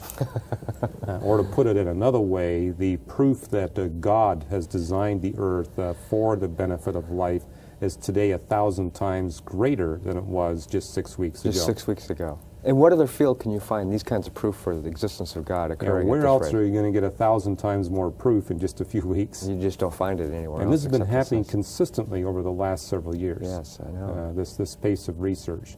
Well, let's move on. Because there's other discoveries. I mean, this is just one set of new discoveries. This What is are just some of the... one paper. Okay. Another paper that's come out that kind of complements this paper. Yeah, this one right here. Published by Gregory Laughlin and Fred Adams in the Astrophysical Journal. And it's called The Modification of Planetary Orbits in Dense Open Clusters. You're going to have to explain the title to me, Hugh. Well, it's similar to Kimmo Inanen's work, and they Okay. said, well, you don't just have to fine-tune the masses and the distances of the planets, you got to worry about the stars in the neighborhood. Our star, the Sun, is in an orbital path about the center of our galaxy where there aren't a lot of stars around it. Okay. And what this paper points out is if you've got nearby stars, Okay. and they don't have to be very nearby before they generate instabilities in the planetary orbits. Okay. And we've been talking about the effect of Jupiter. Jupiter's a 500 million miles away. And so even though it's not that massive, Right. it's 1/1000th the mass of the Sun, because it's not very far away, it has a significant influence. Well, if we go with a star that's 1,000 times more massive than Jupiter, we discover, gee, even if it's only a light year away, It can have a major impact. it can have a major impact. Oh, okay. And if you've got several stars that far away, you can have some problems. Okay. And so this paper demonstrates that instabilities in the orbits of the planets will be generated if you've got enough nearby stars hanging around. I guess what this suggests, if I can understand this correctly, is that when we look out at the heavens and we look at stars that may have planets, the problem is if there's nearby stars, there's going to be such instability in their orbits and their mechanics that life's not going to be possible in them. If you got a star here and a star over here, and you got a planet orbiting about this star, and the neighboring star can pull a tug on that planet and easily take it out of the life support zone. As I said, it's only a 0.5% wide on either side. So it's a very narrow area in which something could exist for life. Right. Okay. So you got to watch out for these stars, and that puts some damper on this enthusiasm that we're going to find these billions and billions of Right. planets. Most stars are non-candidates in our galaxy because they have stars that are too close to them. And if we were to take a typical star in our galaxy, Okay. that typical star has neighbors far closer to it than our star. Oh, really? Our star is unusual in that it's in a sparsely populated part of our galaxy. Okay. It's in between spiral arms. It's not inside a spiral arm, it's in between spiral arms, Okay. which means that it doesn't have a lot of nearby neighbors. Okay. And the Sun has been orbiting in that path for a long time, so it's retained this sparsely populated environment throughout its life's existence. Okay. That's not typical. Oh, okay, I see. By how much? Do we know the numbers on that? Would you... Well, they haven't calculated the numbers, but just from my perspective and as an astronomer, I'd say it's at best just a few percent of the stars, Right. 1 or 2%, or probably even less, Okay.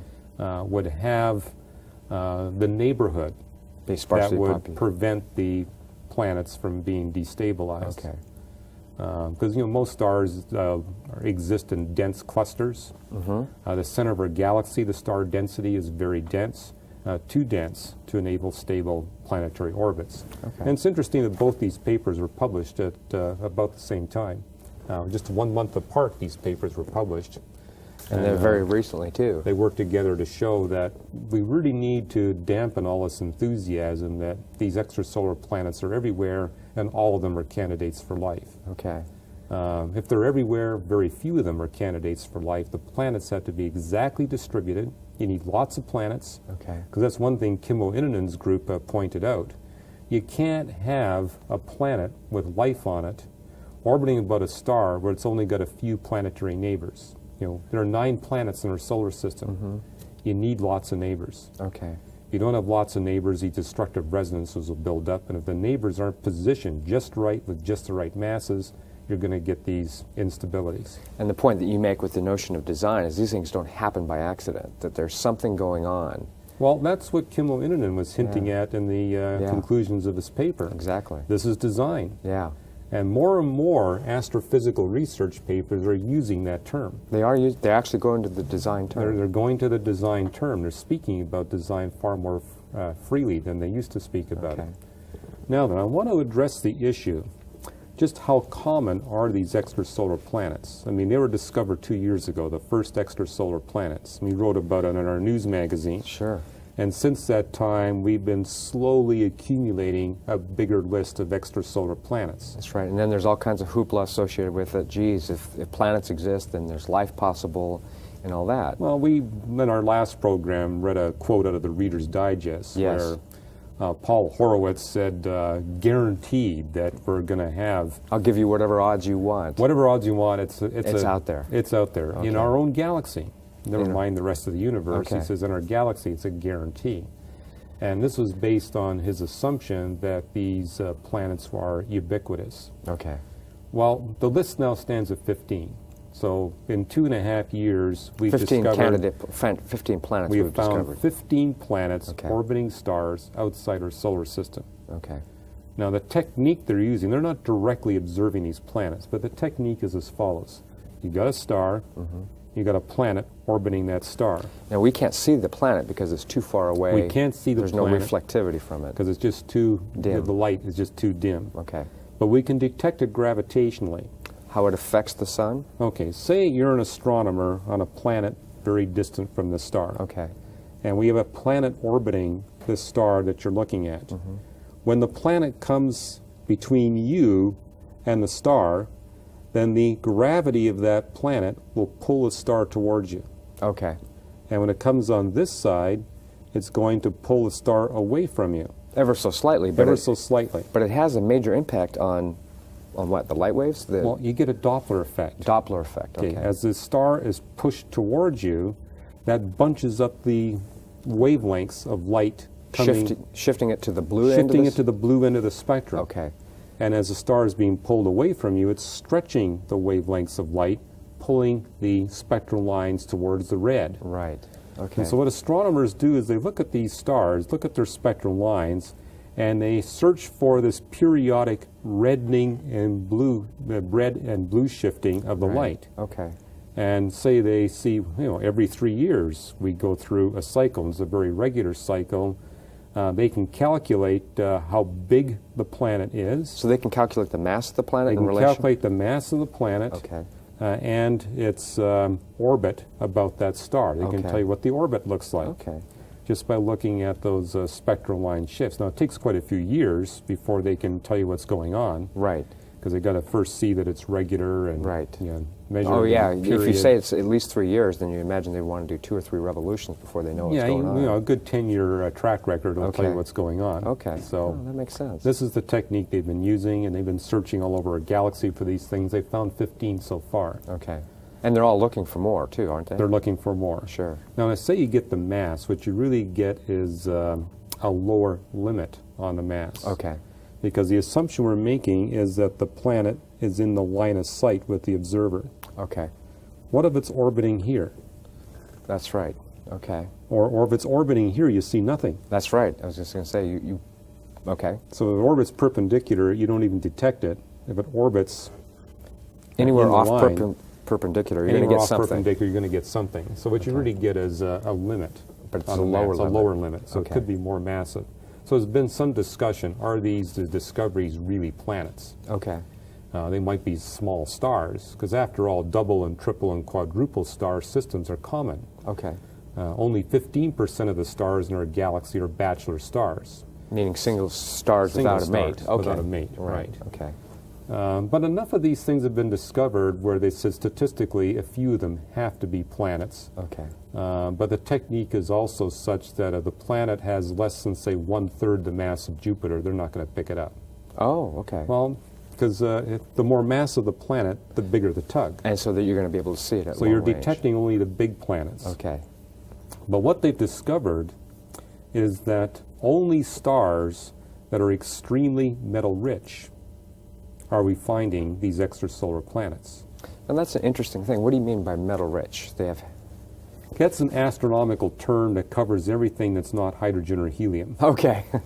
So any element besides hydrogen and helium we call, quote, a metal. Okay. Not all of them are metals, but most of them are. Okay. Okay. So, but that's what you need to have Right. metal rich stars like to in be able our to produce rocky galaxy, planets, right? Okay. 98% of the stuff is hydrogen and helium.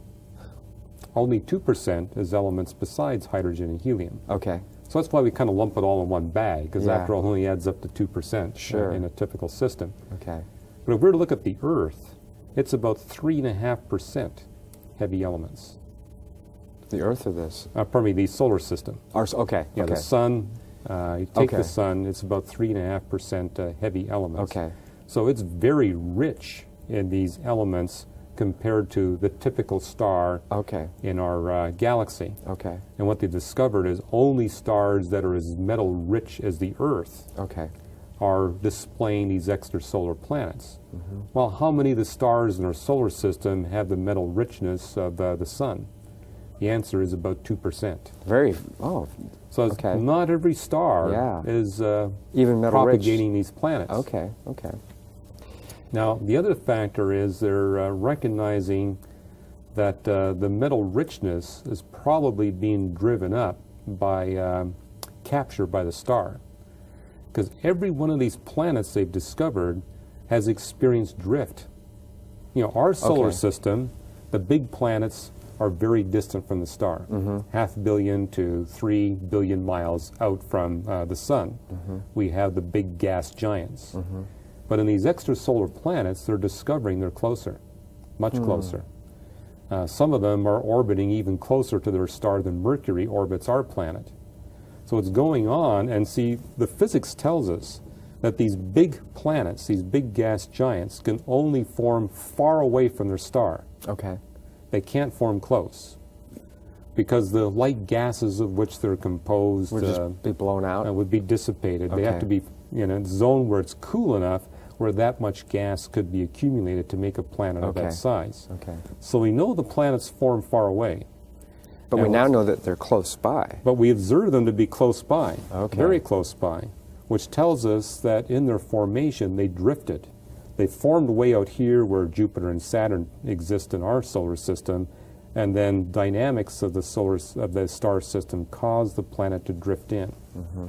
Well, the problem with that drift, if you've got any planet with a capacity to support life orbiting around its star at the appropriate distance, that drifting gas giant planet is going to totally disrupt the orbit of that possible life support I planet. see. I see.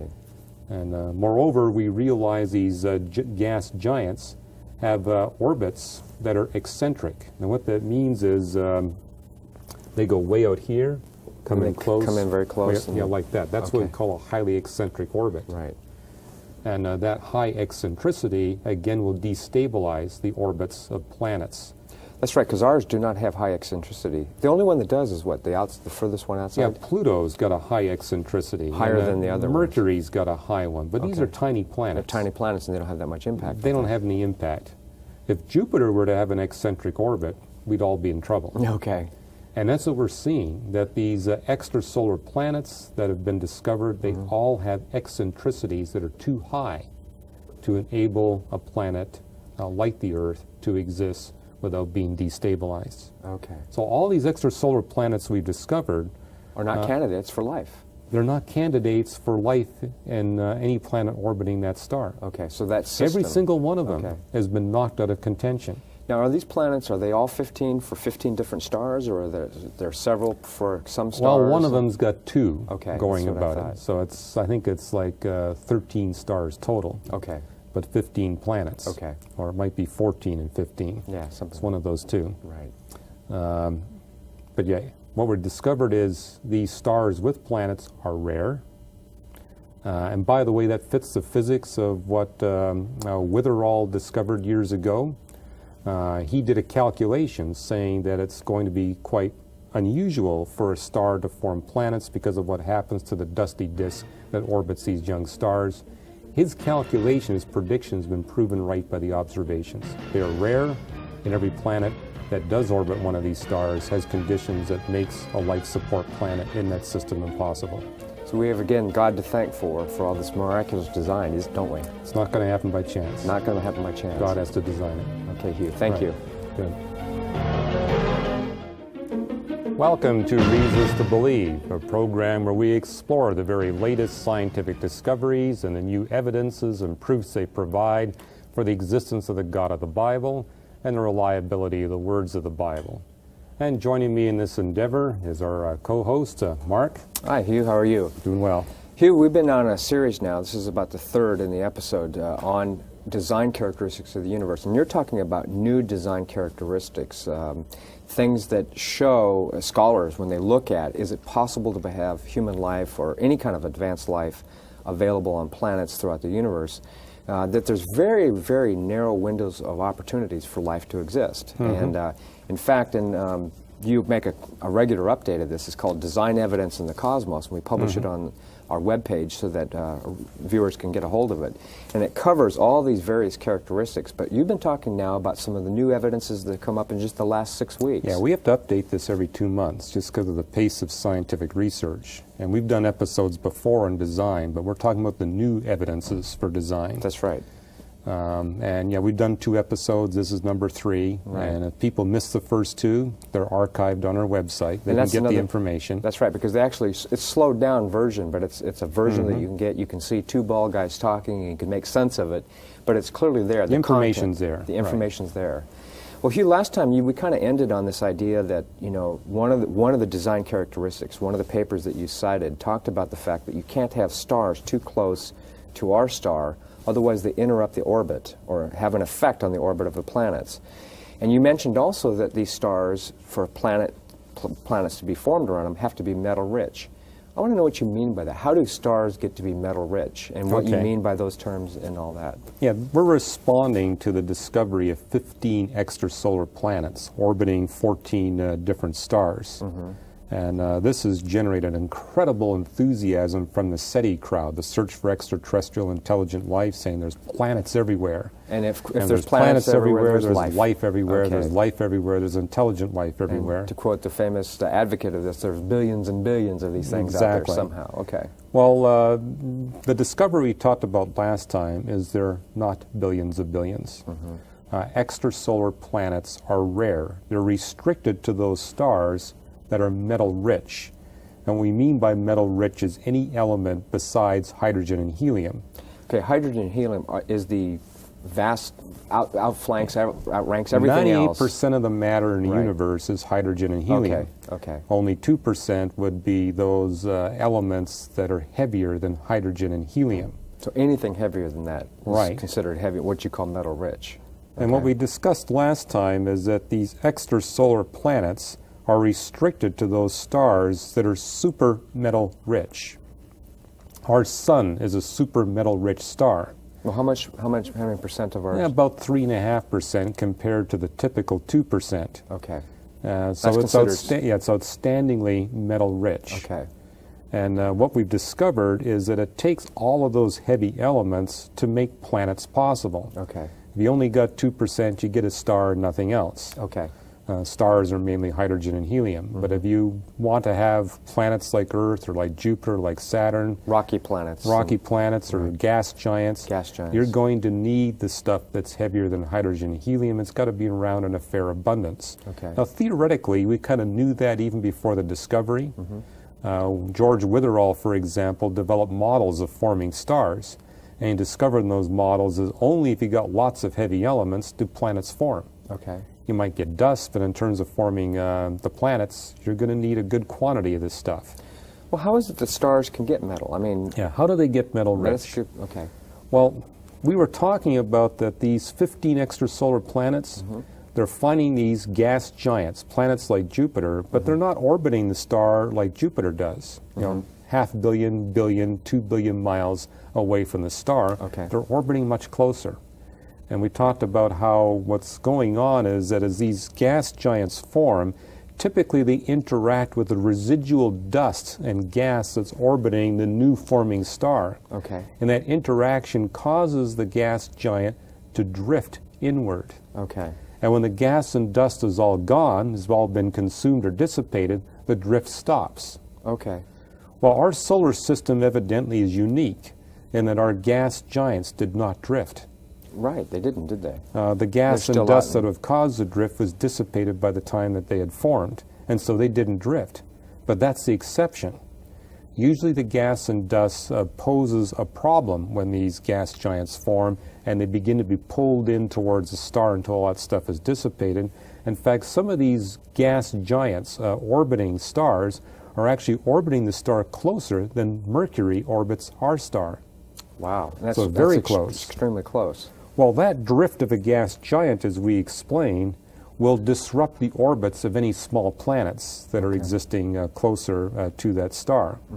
So if a gas giant is drifted, we can forget about Life-giving planets like Earth. Okay, because 'cause they what's have to going be to in a certain happen, here area. you got a planet like Earth orbiting a star, and you got one of these gas giants drifting in, and it's going to disrupt that orbit and no possibility for life. Okay. Now, there's also a metal enrichment of the star that takes place, because what we're measuring is how metal rich the star is. Okay. Often this drift is catastrophic. In other words, the drift doesn't stop. And so what happens is you've got this giant planet out there and it's gradually drifting in towards the star, but it winds up being consumed by the star. Okay. And so when a planet gets consumed by the star, there's a metal contribution to the star. Oh, I see. And so the star gets self-enriched Okay. by capturing the planets that it forms. Okay. That's one way. Okay. The other way is this paper got published just a few weeks ago about zirconium and molybdenum being very rich in these interstellar grains. And what we recognize is that the sun, the gas and dust that are the residual of comet breakup in the sun, shows the characteristics of metal abundances that's typical to a supernova eruption. Okay.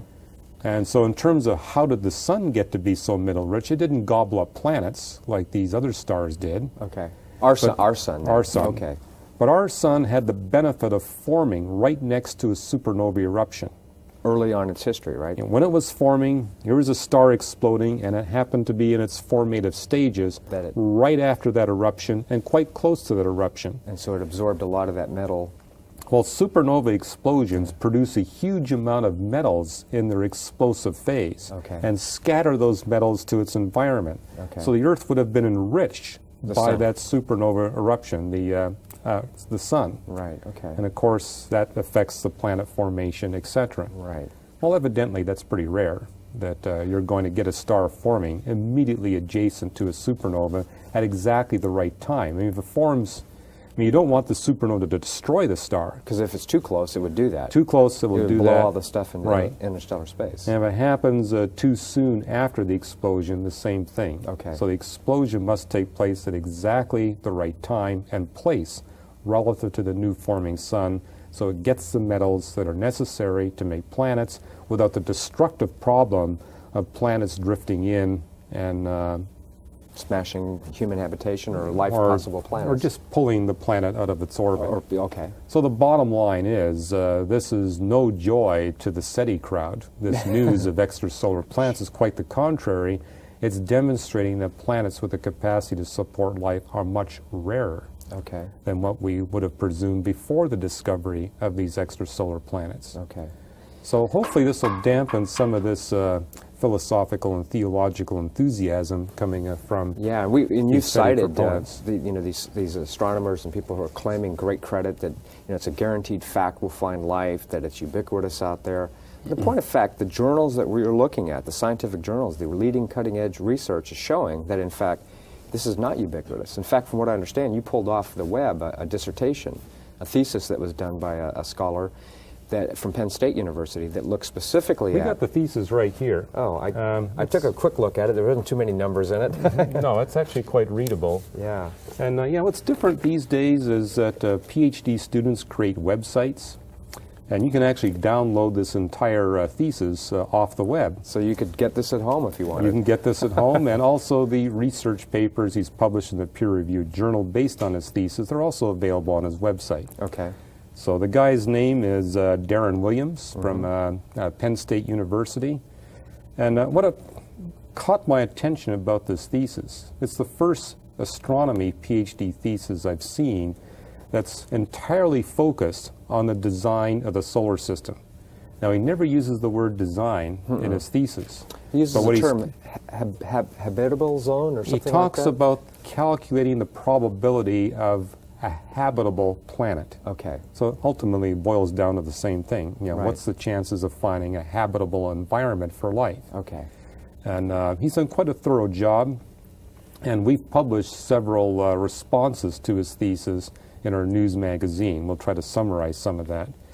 One of the things he puts into his thesis is that the zone for habitability may be far broader than what astronomers have said in the past. Now, what do you mean by the zone of habitability? Well, What does for that term example, mean? Okay. We got the Earth, we got the Sun. By the way, this is not to scale. It takes 1,300,000 Earths to fill up one Sun. So But, it's okay. We couldn't make that work on camera, so we're using this Okay. as a substitute. But if we were to take planet Earth and bring it just 0.5% closer to the Sun, this will generate a runaway greenhouse effect and cause all the water on planet Earth to go into the gaseous state. Okay. And then life becomes impossible. If you move it 0.5% farther away from the Sun, you get a runaway glaciation, Okay. where all the water turns into ice and snow, and then the planet becomes too cold for life. So just a 0.5% change. But what Darren Williams in his thesis suggests is that we may be able to make the zone wider by changing the atmospheric pressure. What, on the planet itself? Well, Okay. I mean, one of the things that warms up planet Earth are the greenhouse gases in our atmosphere. I mean, if it weren't for the greenhouse gases, it would be too cold on our planet for life. And greenhouse gases, for our viewers, is just the ability to trap the heat, the re-radiant heat from the sun that comes down, and then it re-radiates, and it's trapped in our atmosphere that keeps us warm during the day, Right. frankly. Otherwise, it would just... A good example is your car. You roll up the windows, and it's sunny outside, and you discover that your windows provide a greenhouse. Right, Radiation comes in, but it can't get out. right, And so your car winds up getting far hotter than if you left the windows rolled down. right. Well, likewise, carbon dioxide and water vapor in the Earth's atmosphere has the same effect of trapping heat. And so what Darren Williams says, all we got to do is pump a whole lot more greenhouse gases into the Earth's atmosphere, and instead of having the Earth at 93 million miles from the Sun, we could have it at 120 million miles from the Sun. Just give it a denser atmosphere of these greenhouse gases. Okay. And yeah, it'd be cooler because it's farther away, but the greenhouse effect would Compensate because it would absorb Right. more heat. Now, you still have the same fine-tunedness problem with changes beyond that point. If you were to have the Earth 120 million miles away with a denser atmosphere, you'd still discover that if you move it 0.5% closer, a runaway greenhouse effect, Okay. 0.5% farther away, runaway glaciation. Okay, okay. Now, we've written a response to this to point out that the zone isn't as broad as what Darren Williams claims. Why is that? I mean, if he makes this point, it can go out to 120 million miles, but that same characteristic holds. What's wrong with that point? Well, he's failed to take into account the biological difficulties of a different air pressure. Okay. What are some of the biological difficulties? Okay. Well, it's particularly evident with advanced life. We have lungs. Okay. So our bodies get the oxygen it needs through our lungs. We expel carbon dioxide, the waste product, to the atmosphere. But in the act of breathing, the muscles which control the lungs actually consume a fair percentage of the oxygen we take in. Right, to exercise those muscles that, Right. that provide that function. So Okay. a lot of the respiration we take in goes to support the function of the lungs. Okay. Now, fortunately, there's enough left over that the brain gets the oxygen it needs, the heart gets the oxygen it needs, your muscles, our tongues get the oxygen So we can that it keep needs. talking. So we can keep talking. Okay. But if we were to make the air pressure, say, 3 times more dense Okay. than what we see here on planet Earth, that means that the flow of air into the lungs is going to cause a lot more energy loss. Is this viscous? Where does this? Well, that's what the do you- problem. Yeah. In the lungs, you got these very tiny tubes that take oxygen to the sites where Oh, right. that So it's- oxygen can be put into the bloodstream. Then take it right. And then these tubes are so small that the viscosity of the air becomes a factor. And viscosity means how would you define viscosity? Turbidity or that's part of Thickness. the- Yeah. Well, a good example is if I got a glass of water Mm-hmm. and I try to stir it, I don't feel a lot of resistance to the stirring. Mm-hmm. But if I had a jar of peanut butter, I would discover that it's viscous. Okay. It takes a lot of work to get that peanut butter to flow. Okay. Well, by making the air channels being as small as they are in the lungs, if you make the atmosphere denser, greater pressure, Okay. then you discover that the lungs have to work harder to get the air to where it needs to go for Okay. the exchange into the bloodstream. Well, that presents the problem then. The lung is absorbing whatever air it can get to do its own function, and you're not getting the air sent to the other parts of the body, right? Michael Denton, Okay. he's the author of the book Evolution, a Theory in Crisis. Mm-hmm. Not a Christian, describes himself as an agnostic. He's finally come up with a sequel to his book called Nature's Destiny. Okay. But in this book, he talks about the air pressure problem. Okay. And, you know, he's aware of some of the research we've done, but what I appreciate about Michael, he's a good biologist, and it says these physicists and astronomers need to take into account the biological design issues, not just the physical design issues. Okay. And so Darren Williams does a good job on the astronomy and physics, ignores the biology. If I were to critique Michael Denton, he does a good job on the biology, but he ignores some of the physics and astronomy. Put these two things together, and you can see a powerful argument for design. Yeah. And Michael Denton's point is, number one, if you go to an atmosphere where the air pressure is 3 times more dense, now the lungs are consuming 100% of the oxygen just to Just to keep the work. lung function going. Okay. There's nothing left over for the brain. Right. There's nothing left over for the heart or the muscles. And if you go the other way and make the atmosphere thinner, because that's the other part of Darren Williams' point, you can bring the Earth a little bit closer. Okay. Get rid of a few greenhouse gases, and you can bring a little bit closer. But now you got to make the atmosphere less dense. Okay. Now, we all know what happens when you try to climb Mount Everest without oxygen. That's right. There's only been a few people that have actually done it successfully, and even those report. Reinhold Messler, the famous Italian German who did Mount Everest and K2 and a few others without oxygen, they said they go semi-crazy during the whole time. They're irrational. There's not enough. Your brain cells are dying by the droves because.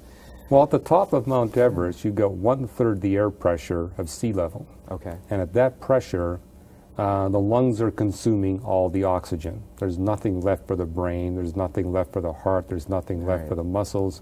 Basically, these climbers are working on borrowed time. Right. You In know, fact, they know that. They call, it the death the zone. death zone. Anything above 25,000 feet is the death zone. Right, and if you exactly. stay there very long, you You will die. Yeah. In fact, you're killing yourself by doing this for a certain level. Yeah, I wouldn't recommend climbing Mount Everest because you're going to lose a certain number of brain cells when you go up there. Your brain, gradually dies. And so you really need an air pressure close to Earth. In fact, Earth has got the ideal air pressure. Okay, so this is a good example where Darren Williams is ignoring the biology. Right. They can change these other things, but in fact, that habitability zone is not nearly as big as he may be The suggesting. habitable zone is quite narrow. Okay. Now, there's another problem that brings to bear on the narrowness of the zone. Okay. The sun's not stable. It's the stablest star you're going to find that can possibly support life, but it's not strictly stable. Okay. Every year, it gets more luminous. And see, what's going on here is that when the sun first formed, it ignited the hydrogen at the very core of the sun. Okay. So just a small amount of hydrogen was burning. And when that hydrogen was exhausted, then the burning went out a little bit further from the core. Okay. But the farther hydrogen burning progresses from the core, the more of it gets burnt per unit time. Right. And so the sun gets progressively hotter and hotter and hotter And as also- time goes by. Okay. Today it's 35% more luminous, Okay. giving out more heat and light Right. than it was when God first created life on planet Earth. Okay. Now then, life cannot handle a 35% jump in temperature. Right. 1% is about it. Yeah. And what's happened on planet Earth is that God has salted the planet, created life forms of the planet at just the right time and just the right sequence, so that the greenhouse gases of planet Earth gradually drop to perfectly compensate for the increase of the solar luminosity. I see. Okay. So here's the sun, or the Earth orbiting about the sun. The sun's getting hotter and hotter and hotter, but the greenhouse effect of the Earth's atmosphere becomes progressively weaker and weaker because God creates the life forms that will pull the carbon dioxide out of the atmosphere, enrich the oxygen, and so that the It's changed to a less greenhouse effect. less of a greenhouse effect, Right. and it's been perfectly compensating for the past 3.9 billion years Okay. that life's been here on planet Earth. Now, this paper got published, where is it? Here it is. Yeah. This got published just a few weeks ago. It's a piece of research in Iceland. Title of the paper, Quantification of the Effects of Plants on Weathering. So it's not a complicated paper. Anybody can read it. But what they point out is that a huge part of the contribution of bringing the greenhouse effect down on planet Earth is vascular plants. Now, what do you mean? What is? Well, vascular plants are advanced flowering plants. Okay. They were created here on Earth about 400 million years ago, and then they began to gradually dominate the Okay. botany of the planet. Okay. Now, what they did in Iceland is they measured the weathering, because Iceland's got some barren places. Yes, it does. It's a green place, but there's some places that are really barren. And so they measured the erosion rate, the weathering rate, in places where there are no vascular plants, and compared it to an adjacent piece of territory that had lots of vascular plants. And they discovered that the weathering was enhanced 2 to 5 times as a result of vascular plants, more so if you got more plants. Right. Well, weathering plays a critical role in taking carbon dioxide out of the Earth's atmosphere. I I won't get into details, but it's called the silicate carbonate cycle, Okay. where carbon is leached from the atmosphere and made into Earth deposits through volcanism and plate tectonics and weathering. Oh, okay. Now, this has enabled the Earth to get progressively cooler because of that dropping greenhouse effect to compensate for the increase in the heat of the sun.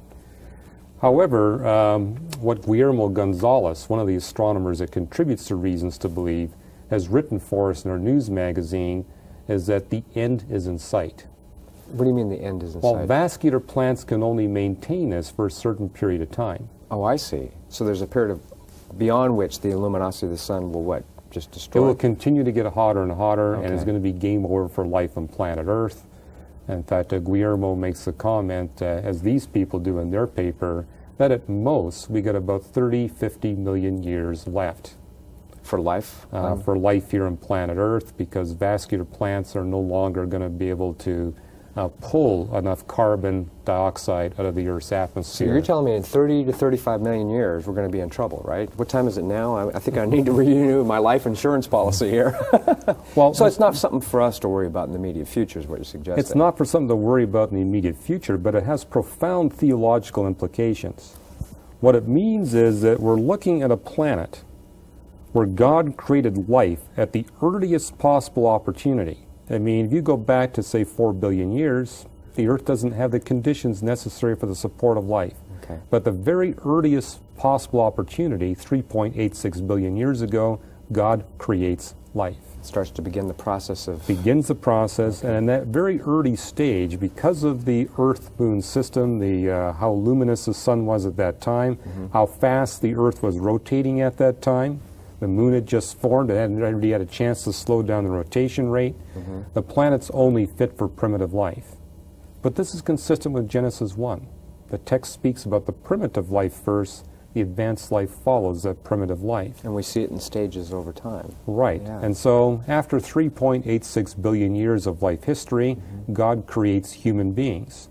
But what's interesting here theologically is that this new evidence tells us that we human beings get created at the end of the open door. Oh, so In other there's a words, period. Okay, There's a window in which life is possible. in the evolution of a star system, Right. right? In the normal course of what a star starts and begins and ends, there's a narrow window when life could exist on a planet in that system. Yeah, and that window's about 4 billion years wide for a planet as well engineered as planet Earth. Okay. I wouldn't expect all planets to be that well engineered, but ours is perfectly engineered to maximize that window. But that's the window for life like bacteria. Okay. And we're a little bit higher than bacteria. I hope. And the more advanced the life form, the more narrow that window becomes. I It's see. exceptionally narrow for human beings. Okay. But for all life, the window is about to close. So we have life showing up on planet Earth at the earliest possible opportunity. We come at the end of the line, Right. when the window is about to close. But that reflects on the love of the Creator. He creates us at the end of the line so that we will have available for our use the maximum benefit of the life that has preceded us. That's right, because we've talked about it before in different shows, but were it not for the fact that Earth's been around for these 3+ billion years, the life on the Earth, we wouldn't have the economic the oil resources. Coal, oil, gas, Topsoil. kerogen, topsoil, even things like limestone and Right. marble That's right. wouldn't be here without all that history. And it was God's desire that we would be blessed with this huge, bountiful bioresources, that we could set up a civilization to rapidly spread the gospel throughout the face of the earth. And keep in mind, from the Bible's perspective, this universe is temporary. That's right. It has a temporary purpose. When that purpose is fulfilled, evil is conquered. He'll replace this universe with a new one. So this really shows the love and care of the Creator on behalf of human beings and His ultimate plan. And how much He loves us by all the effort and investment He put into our planet. Right. Okay, Hugh, thank you. Welcome. Welcome to Reasons to Believe, a program where we explore the very latest scientific discoveries and the new evidences and proofs they bring for the Christian faith, for the reliability of the Bible and the existence of the God of the Bible. And joining me in this endeavor is our co-host, Mark Clark. Hi, Mark. Hugh.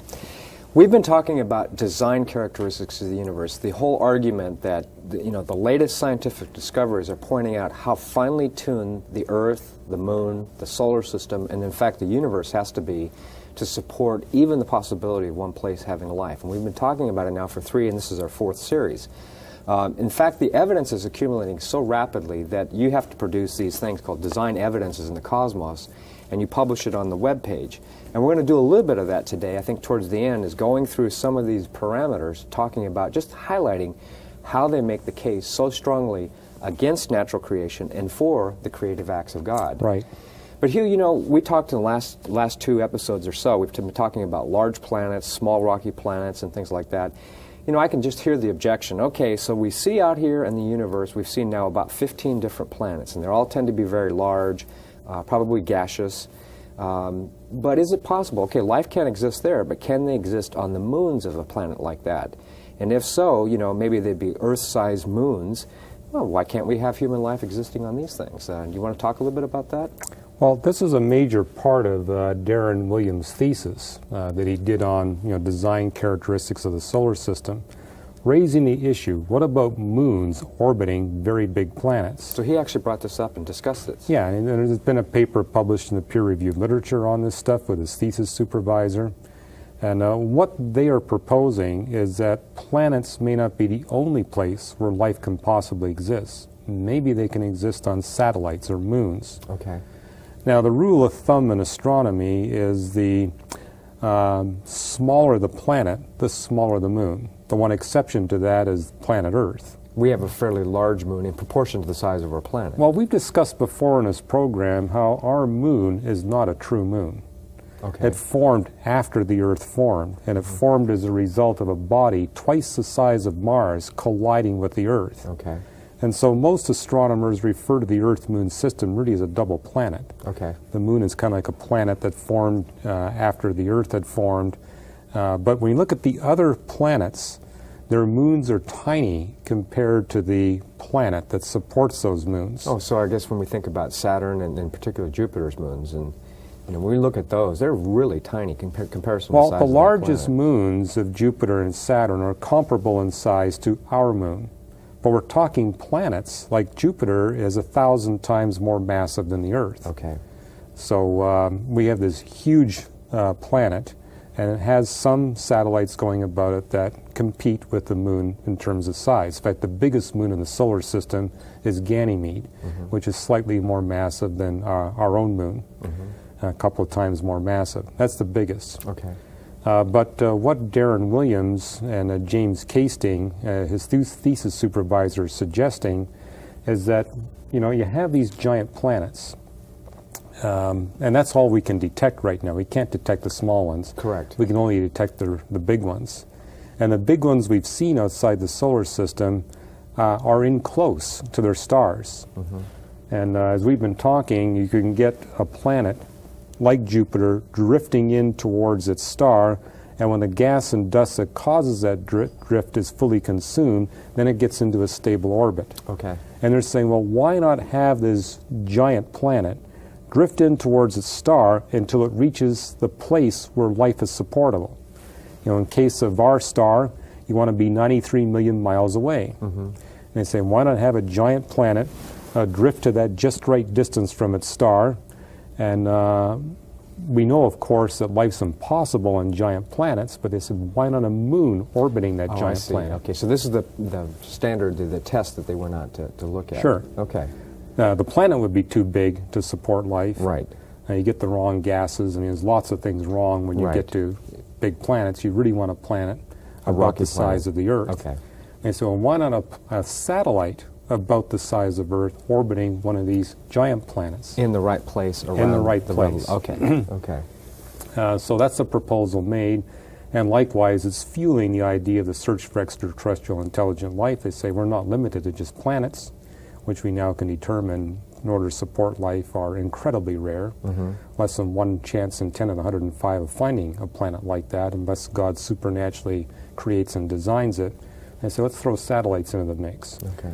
Well, what I want to describe, and this is kind of the lead article in our latest Facts and Faith news magazine, some responses to Darren Williams and James Casting saying it's not as easy as what they propose. There's a lot of things that have to be fine-tuned. And to give Darren Williams credit, he brought up a lot of this in his thesis. Okay. One of the things he brings up is that when a planet like Jupiter drifts in towards its star and then winds up in a stable orbit about that star, that very drift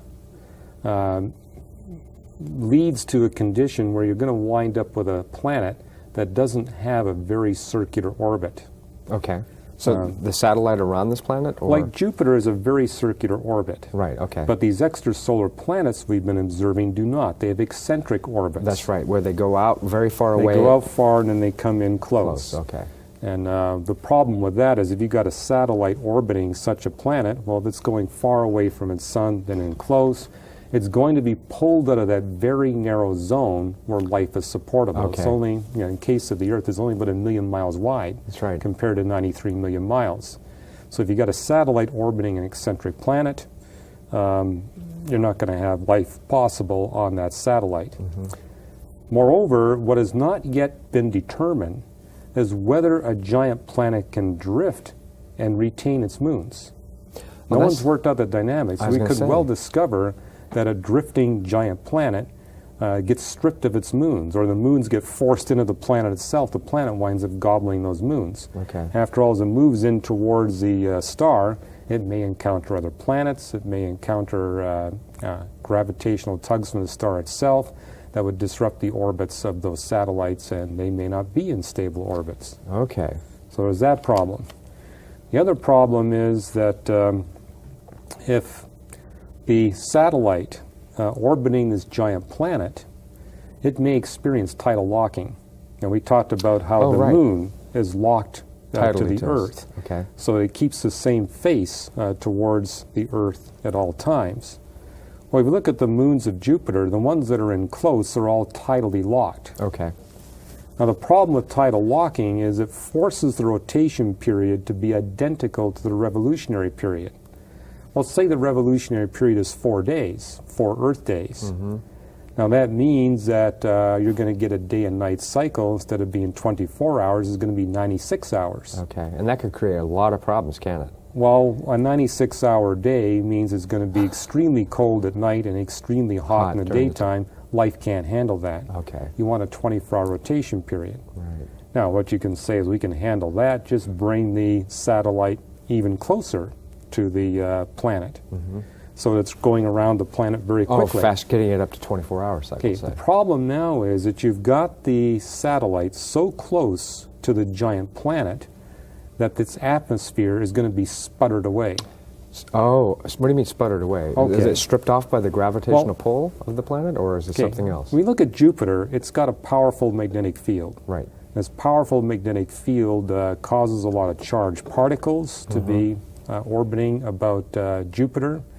And if you're looking at the closest moon to Jupiter, which is Io, that particular satellite is severely sputtered by the electromagnetic field of Jupiter, which means these charged particles gradually blast away the atmosphere. Oh, I see. So the satellite would not be able to retain the atmosphere.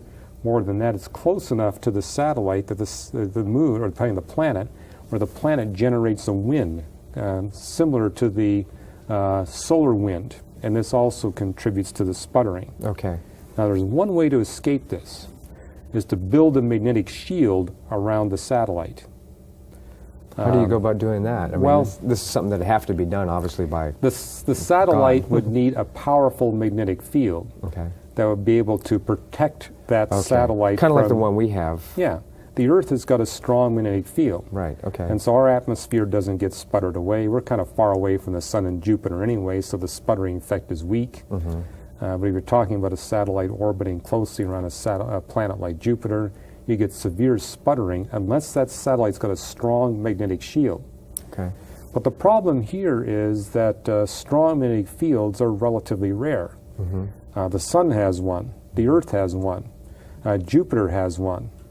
That's it for the solar system. None of the others have One of the reasons why Earth is able to support life is it's got a strong magnetic shield that protects us from radiation from the Sun and cosmic radiation from outer space. I think wasn't in a previous episode we've done a year or so ago where we talk about how you create magnetic fields. I mean, we actually did this, and it should be on the website for anyone interested, because, I mean, that was intriguing to me. It's creating a magneto, in Yeah, effect. you need a magneto or a dynamo in the core of that satellite or Earth. Right. And what we're noticing is that you need a fairly large body to get that kind of magneto going. Of all the satellites that we see in the solar system, only Ganymede has a measurable magnetic field. Okay. And how strong is that magnetic field? It's about 1% of the strength of the Earth's magnetic field. And it's not enough to protect So it. even the biggest satellite Okay. has got just a weak magnetic field, barely detectable. And in order for this to work, you're going to need a magnetic field about as strong as planet Earth. Okay. So how are you going to get a satellite with that kind of a strong magnetic field? Okay. And you say, well, why don't we just move the satellite away where it's not going to get these tidal locking problems, where it's not going to get this electromagnetic sputtering problems, you want to worry about the planetary wind. The problem is you've got to move that satellite quite a goodly distance from the planet. Okay. So here's the scenario. You've got this planet orbiting about its star, but the satellite is orbiting about the planet. In order to prevent this tidal locking so that you can have a rotation period that's appropriate for life, you've got to have the satellite so far away that as this planet's Revolves. going about it, you've got the satellite moving close to the sun here, and the other part of its orbit is far away from the sun. So it's outside of that habitable zone? Well, that's it. The distances you need to avoid the tidal locking are so great that you're pushing the satellite in and out of the life-supportable zone. Okay. Okay. So you're going to get stuck if you try to solve things that way. Okay. I think the more significant challenges have to do with the mass of the satellite. As Darren Williams points out in his thesis, you need a really big satellite to pull it off. Mars, for example, is too small. Is it really? Yeah, I mean, as big as Mars is, Yeah. it's too small. It's a 1/9 the mass of the Earth, and that's not an adequate mass for Mars to retain the gases that are essential for life support. We've discussed Mars before, how its atmosphere is so thin that the boiling point of water is identical to the freezing point of water. You don't get liquid water So you on, just don't get on liquid Mars. water. Right, okay. And because of how thin its atmosphere is. But because of its low mass, it doesn't have enough gravity to retain water vapor in its atmosphere for a long period of time. It tends to be- dissipates to outer space. Correct. And Darren Williams calculates, in order to get the nitrogen and the water vapor, oxygen, that's essential for life to be retained by the gravity of the planet, it must be at least 12% the mass of planet Earth. And, okay, Well, the biggest satellite in our solar system is 3% the mass of planet Earth. okay. And so you need something 4 times bigger than Bigger the than biggest that. planet in our solar system. But it gets worse. Because one of the things you need to have life survivable on a satellite for a significantly long period of time, you need plate tectonics and volcanism. And we've talked about that. It's another design characteristic, isn't it? Well, we talked about the silicate carbonate weathering cycle Right. and how essential that is to maintain life on a planet or a satellite because the sun is getting brighter and brighter. You need to set up some kind of cycle that will compensate for the increasing luminosity of the sun. And that is the silicate carbonate cycle, and that will only work if you've got significant plate tectonics and volcanism. And Darren Williams calculates that for that to take place, you need a minimum mass for the satellite of 23% of the Earth's mass. So again, it's a doubling the size of that. Now Satellite. you need a satellite 8 times bigger than the biggest satellite in our solar system. Okay. And that raises the issue, can any planet form a satellite that big Oh, I and see. have it stable? I mean, it's got to be in a stable orbit about it. It's got to have this very strong magnetic field. But one of the things that Darren Williams did not take into account, there's more than just a minimum mass of 23% to maintain this cycle. The cycle doesn't work unless the satellite has got just the right ratio of oceans to land masses. Earth, it's 71% oceans Right. on the surface, 29% continents. And it takes that precise ratio to get an efficient carbonate silicate process going. You have to have some weathering going on. So if the planet is nothing but water, I mean, people have speculated Europa might be a good site for life, but you've got this ubiquitous water. You want a balance between water on the surface and land masses on the surface to get the right weathering to Okay. keep this cycle going. And so what are the odds of finding a satellite that's got oceans and land masses in that just right ratio, It's the right mass. with the right mass, with the right plate tectonics That's and right. volcanism, with the magnetic field that's going to prevent the sputtering Can from stay going within on. the zone. It's not And tidally you've got to locked. make sure that its mother planet has got a circular orbit Right. and a stable orbit, that it is drifted in such a way that the orbits of the satellites do not become destabilized. Bottom line, you're not really adding anything to the probability that you're going to find an appropriate site in the universe for the support of life By looking at satellites. I mean, this is just... by looking at satellites. Exactly. That's just pushing the limit. It's not a way to get around the extremely remote probabilities about a planet with the capability of supporting life. Okay. So it really doesn't disturb or augment the probability in any way that will encourage the people searching for extraterrestrial intelligent life. Okay. So, but at least I'm grateful for Darren Williams for kicking off the discussion. Oh yeah, because he's laid down a new track record. We can go start looking Right. at these things and calculating. He the wasn't probabilities. conservative enough, but at least he got the ball rolling, Sure. and it's been a valuable contribution. And what encourages me, it's the first thesis at the PhD level at a major university that really gets into the whole issue of the design of the solar system. Great. And I think more theses like this will be forthcoming. Okay. But I think we've got time to talk about a little more evidence. Okay, let's do that. One has to do with 3 elements, 3 poisons actually. They're vital, but they're poisons at the same time. Molybdenum, vanadium, and chromium. Okay.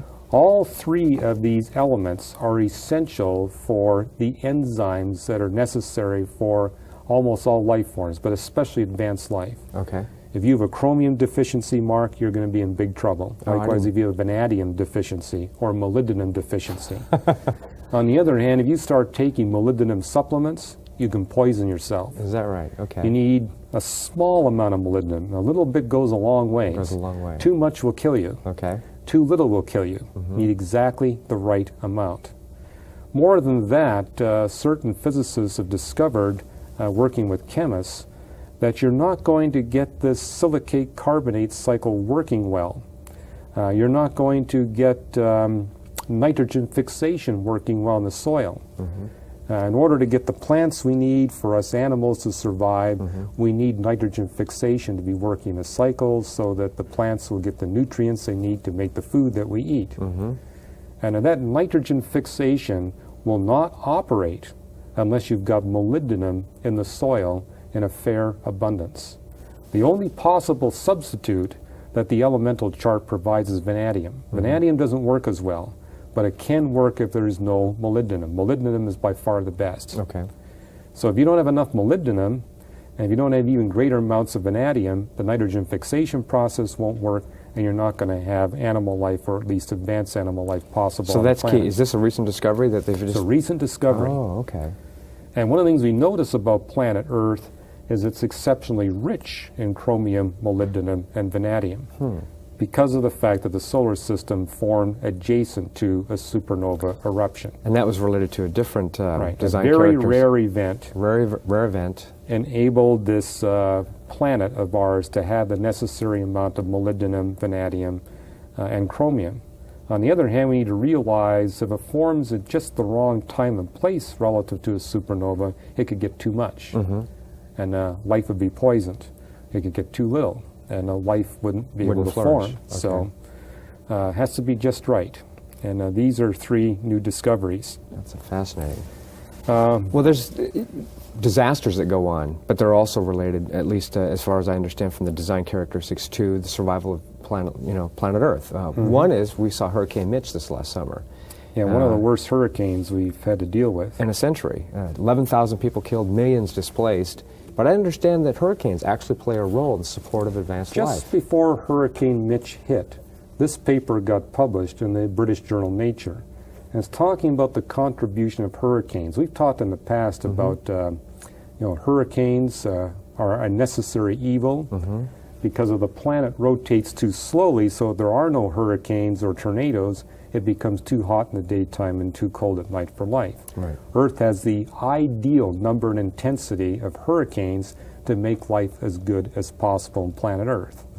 I say that not to demean the fact that this was quite a disaster. Oh, yeah, and we expect these things. I mean, given that it was a once in a century type hurricane, but also as human beings, populate the planet and encroach on areas that are more vulnerable to hurricanes, these kind of catastrophes are going to happen more frequently. Nicholas Bates and his team did some research off the Bermuda Triangle and discovered that there's a positive benefit to hurricanes. We realize we see the negative. Yeah, we see the negative, and we Sure. have just the minimum number so that things don't become any worse either way. But the Bates team has discovered that hurricanes play a very positive role in the circulation of carbon dioxide. Carbon dioxide gets leached from the atmosphere into the ocean, and hurricanes play a role in getting carbon dioxide from the ocean back into the atmosphere. Really? How do they do that? Well, they calculated that hurricanes are responsible for 50%. In other words, the hurricanes will augment the circulation of carbon dioxide from the ocean into the atmosphere by 50%. Wow. Number two, hurricanes play a role in cooling the oceans. One of the things that drives hurricanes is the oceans heat up. Right. So this is kind of a release of energy for... Well, you get this huge cloud lover and a cloud layer, and it blocks out the light of the sun from the ocean beneath and plays a critical role. In fact, in some cases, it will lower the temperature of the ocean in a huge area by as much as 7 degrees Fahrenheit for 3 weeks. That much. And so hurricanes play a critical role in stabilizing the temperature of the planet and in stabilizing the carbon dioxide cycles. Okay. And that's all necessary for life to be optimized here on planet Earth. So that's another reason to thank God for earthquakes. Yeah, earthquakes and hurricanes and all the things. Tornadoes. The things that seem disastrous actually play a role in the advancement of life.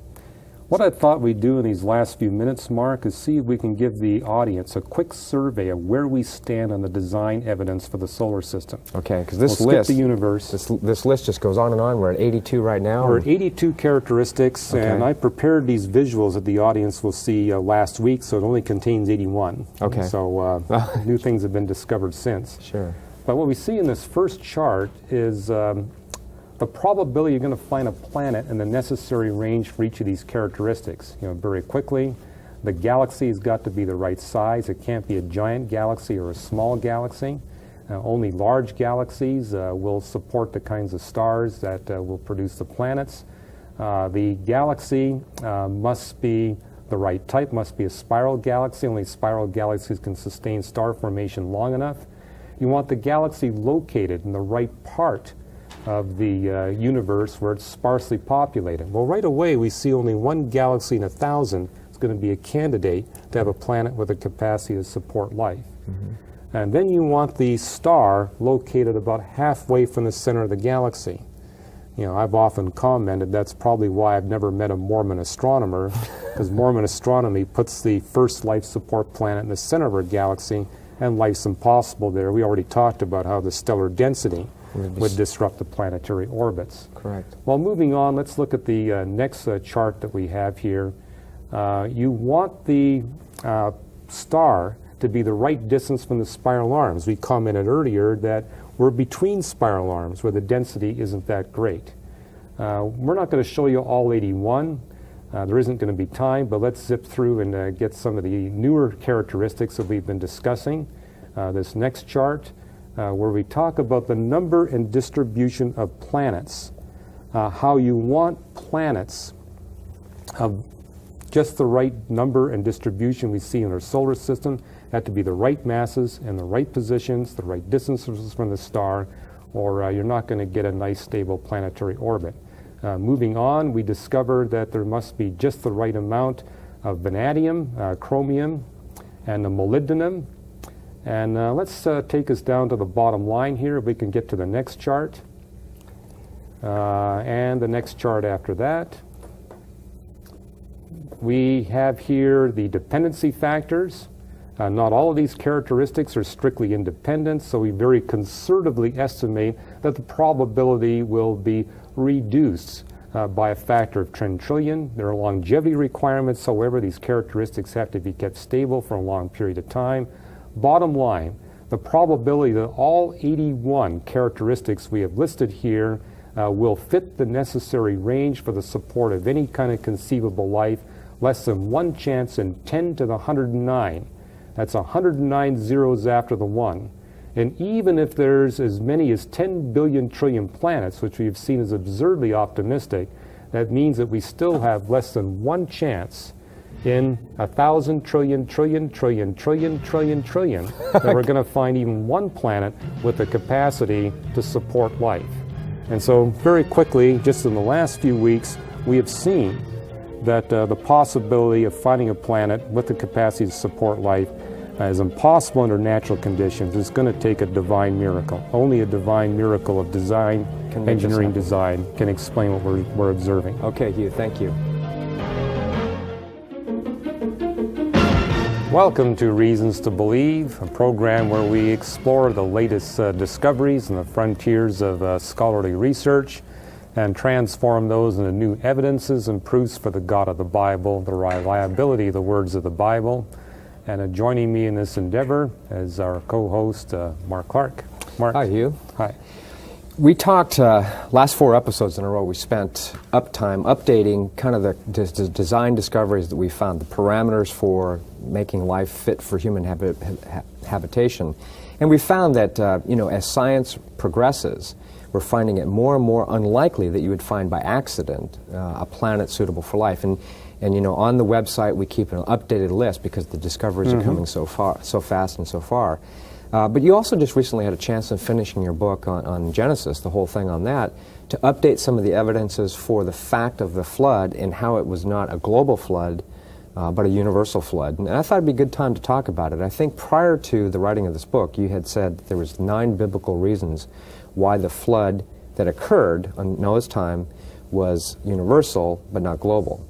Now that you have 18 biblical evidences for this position. Yeah, I wanted our audience to see that it's not just on the frontiers of science where we see these advancing new evidences and proofs for the Christian faith. It happens in the arena of theology as well. I mean, it is true that the Bible is a book that's not growing with time. It's been stable in its content since the Council formed the canon of the 66 books of the Bible. But that we have the opportunity as scholars to dig into the Bible and study it more deeply than we have in the past. And so just like there is advancing evidences on the frontiers of science for the God of the Bible, likewise there are advancing evidences as we dig into deeper studies of the Word of God itself. And a good example of this is just trying to explore what's going on with the Genesis flood.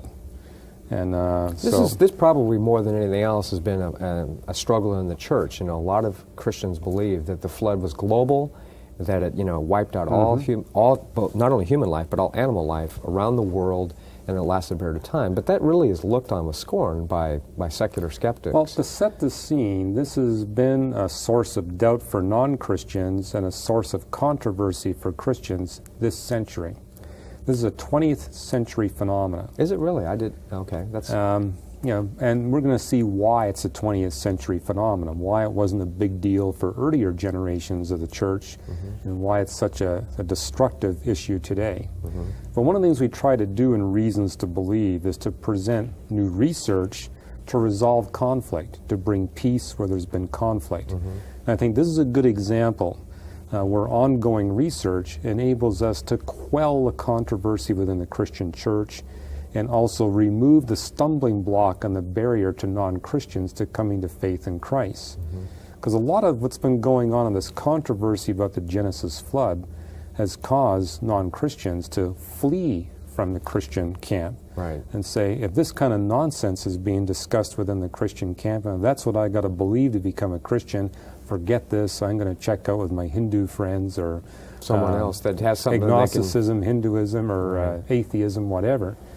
And so we're primarily motivated at Reasons to Believe to remove these stumbling blocks that have been put in front of non-Christians, but at the same time, let's do what we can to bring peace to the Christian community on this issue. And yeah, before we've talked about this, we were discussing 9 evidences. The list, as a result of having to go through the exercise of writing a book on this, as well as emerging scientific research, has extended it to 18 evidences. So I thought we would give rather quickly, for the benefit of our audience, a survey of why, when we look at a literal reading of the Genesis text, it speaks very clearly about a universal flood, but a universal flood not necessarily is a global flood. Okay, now this is something that, in some of my writings and theoretical stuff, I've had to make the distinction between universality and globality, or between that which is universal and that which is global. How do you define the difference here in this context, the difference between universal, flood, and then a global flood? Let's pick that off right at the top. We've got a chart here for the benefit of the audience where we discuss first and foremost what's the difference between universal and global. Universality doesn't necessarily imply globality. We are global citizens, Mark. I mean, this is that era when we talk about the planet or the world, the whole world, the entire world, we literally mean the whole surface of planet Earth. Okay, that's correct. But that wasn't true if people lived centuries ago. That's right. We go back to our great-grandparents' generation. When they talked about the whole face of the Earth, they might have meant the 48 states of the continental U.S. That might have been their whole world. There's some good biblical examples of this, where Paul, for example, in the first chapter of Romans, says to the Romans in a letter, your faith has been heard throughout the entire world. Well, the entire world for the citizens of Rome was the extent of the Roman Empire. So the Mediterranean area, both north and Right. south, east and west. And in that sense, what Paul was saying was true. He was not claiming in that first chapter of Romans that the Incas in Peru had heard about the faith of the Romans. That wasn't part of the entire world of the Romans. And the Bible does this repeatedly, and we'll see it even does it within the text. In fact, I'll address it right now. Genesis chapter 8, the waters of the flood are receding, and Noah releases a dove. And from Noah's perspective, he could see the tops of the hills and the mountains that lay beyond the receding waters. But when the dove was released, the text says that from the perspective of the dove, there was water over the whole face of the earth. So as far as the dove was concerned, the flood was universal. There was water everywhere. All it could see was water. But Noah on top of the ark could see the hills and the mountains as the water was receding. So it wasn't universal for him, it was for the dove. And that's right there in the text. Okay. So there you get a good contrast. And so we have to be careful. Statements of universality could be global, but they don't may not have be. to be global. And that's key, because a lot of times we see text, Scripture will mention something that sounds like it affects the world. As we get in Revelation, when it talks about global, we understand it to be, or universal, to be global. But in the ancient world, we see more of it being universal, affecting those which within That's the correct. realm. Okay. Now, the second point we have here on the chart, and if I could have that globe behind you, Sure. there's the limited extent of sin. What we're bringing out here is a principle of judgment you see throughout Scripture, that God limits the pouring out of his judgment wrath to the extent of human reprobation. You know, and reprobation is the greatest measure of expression of sin. So the most horrible expression of sin that the Bible ever describes is reprobation. To give a good example, God in his discussion with Abraham, they were talking about the Amorites in the hills and the Sodomites in the valley below. And God communicated to Abraham that the evil of the Amorites was not great enough to warrant their destruction at that time. He said, 400 years from now, your descendants will judge them. Okay. But their wickedness isn't that bad. But the Sodomites, he says, they're reprobate. They're totally reprobate. Okay. In fact, he sent 2 angels down there to check on the reprobation of the Sodomites. And what did they discover? Every man in the city of Sodom, young and old, came to Lot's door to commit homosexual rape upon these 2 angelic visitors. And that's when the angel said, it's totally reprobate. Completely This has gone. got to go. Yeah. But the Amorites are untouched. Well, the principle here is, if human beings had not yet populated Antarctica, they hadn't settled down here in Antarctica, that means that there would be no reprobate damage done to the continent of Antarctica. Okay. The animals living there would be untainted by the sin of human beings. Therefore, there'd be no need for God to flood Antarctica. The reprobation of man hadn't reached Antarctica. There'd be no need for God to destroy the emperor penguins, because they had no contact. No contact with humans, no With ability to humans. pick up on the sin of the evil. And on that basis, I would say Noah did not take 2 emperor penguins on board the ark. Okay. I mean, he was to rescue 2 of every pair, Right. but it was from a list of those creatures that have had significant contact with human beings. So I don't think there were polar bears on board the ark or emperor penguins, because the Genesis text makes it clear that human beings had not yet spread to the point where they'd be in Antarctica. In fact, human beings have never inhabited Antarctica until this century. That's right. And only there on scientific stations and for Yeah, a and limited there amount of it's time. temporary. I mean, Yeah, nobody tries absolutely. to make a living there, so on a permanent basis. So in that sense, the limited extent of sin would argue against a global flood, but in favor of a universal flood. Going to need that globe again for the Oh, third sure. point, Okay. okay? The limited extent of water. I mean, a global flood interpretation requires that the entire planet be inundated with water. Up to at least, what, 29,000 feet? Yeah, Mount Everest is 29,000 and what, 32 28 or feet now, 26 or 29 something. feet. Yeah, it gets Yeah. taller every year. That's so. right, that's right. It's around there, 29,000 plus. Sure. Yeah. Well, that's a lot of water. Yeah. And what you discover is even all the water in the world's oceans aren't adequate. Even all the water in the underground aquifers aren't accurate or buried in the crust or the atmosphere. If you were to take all the water supplies of the entire planet, atmosphere, surface, interior to the planet, the total would add up to only 22% of what's necessary to cover Mount Everest. So about 1/5 of So what's there's needed. not enough water. Okay. Now, some have argued, well, why not have God supernaturally grab water from somewhere else in the galaxy, And splash dump it it down. on planet Earth, after the flood is over, send it back? Well, God, of course, could do that, but the text makes it very clear he did not. It tells us that the water came from the earth and was returned to to the the earth. earth. That's correct. Genesis chapter 7, the water of the flood came from the rain clouds and the underground aquifers. Genesis 8, the water was returned to those same two sources.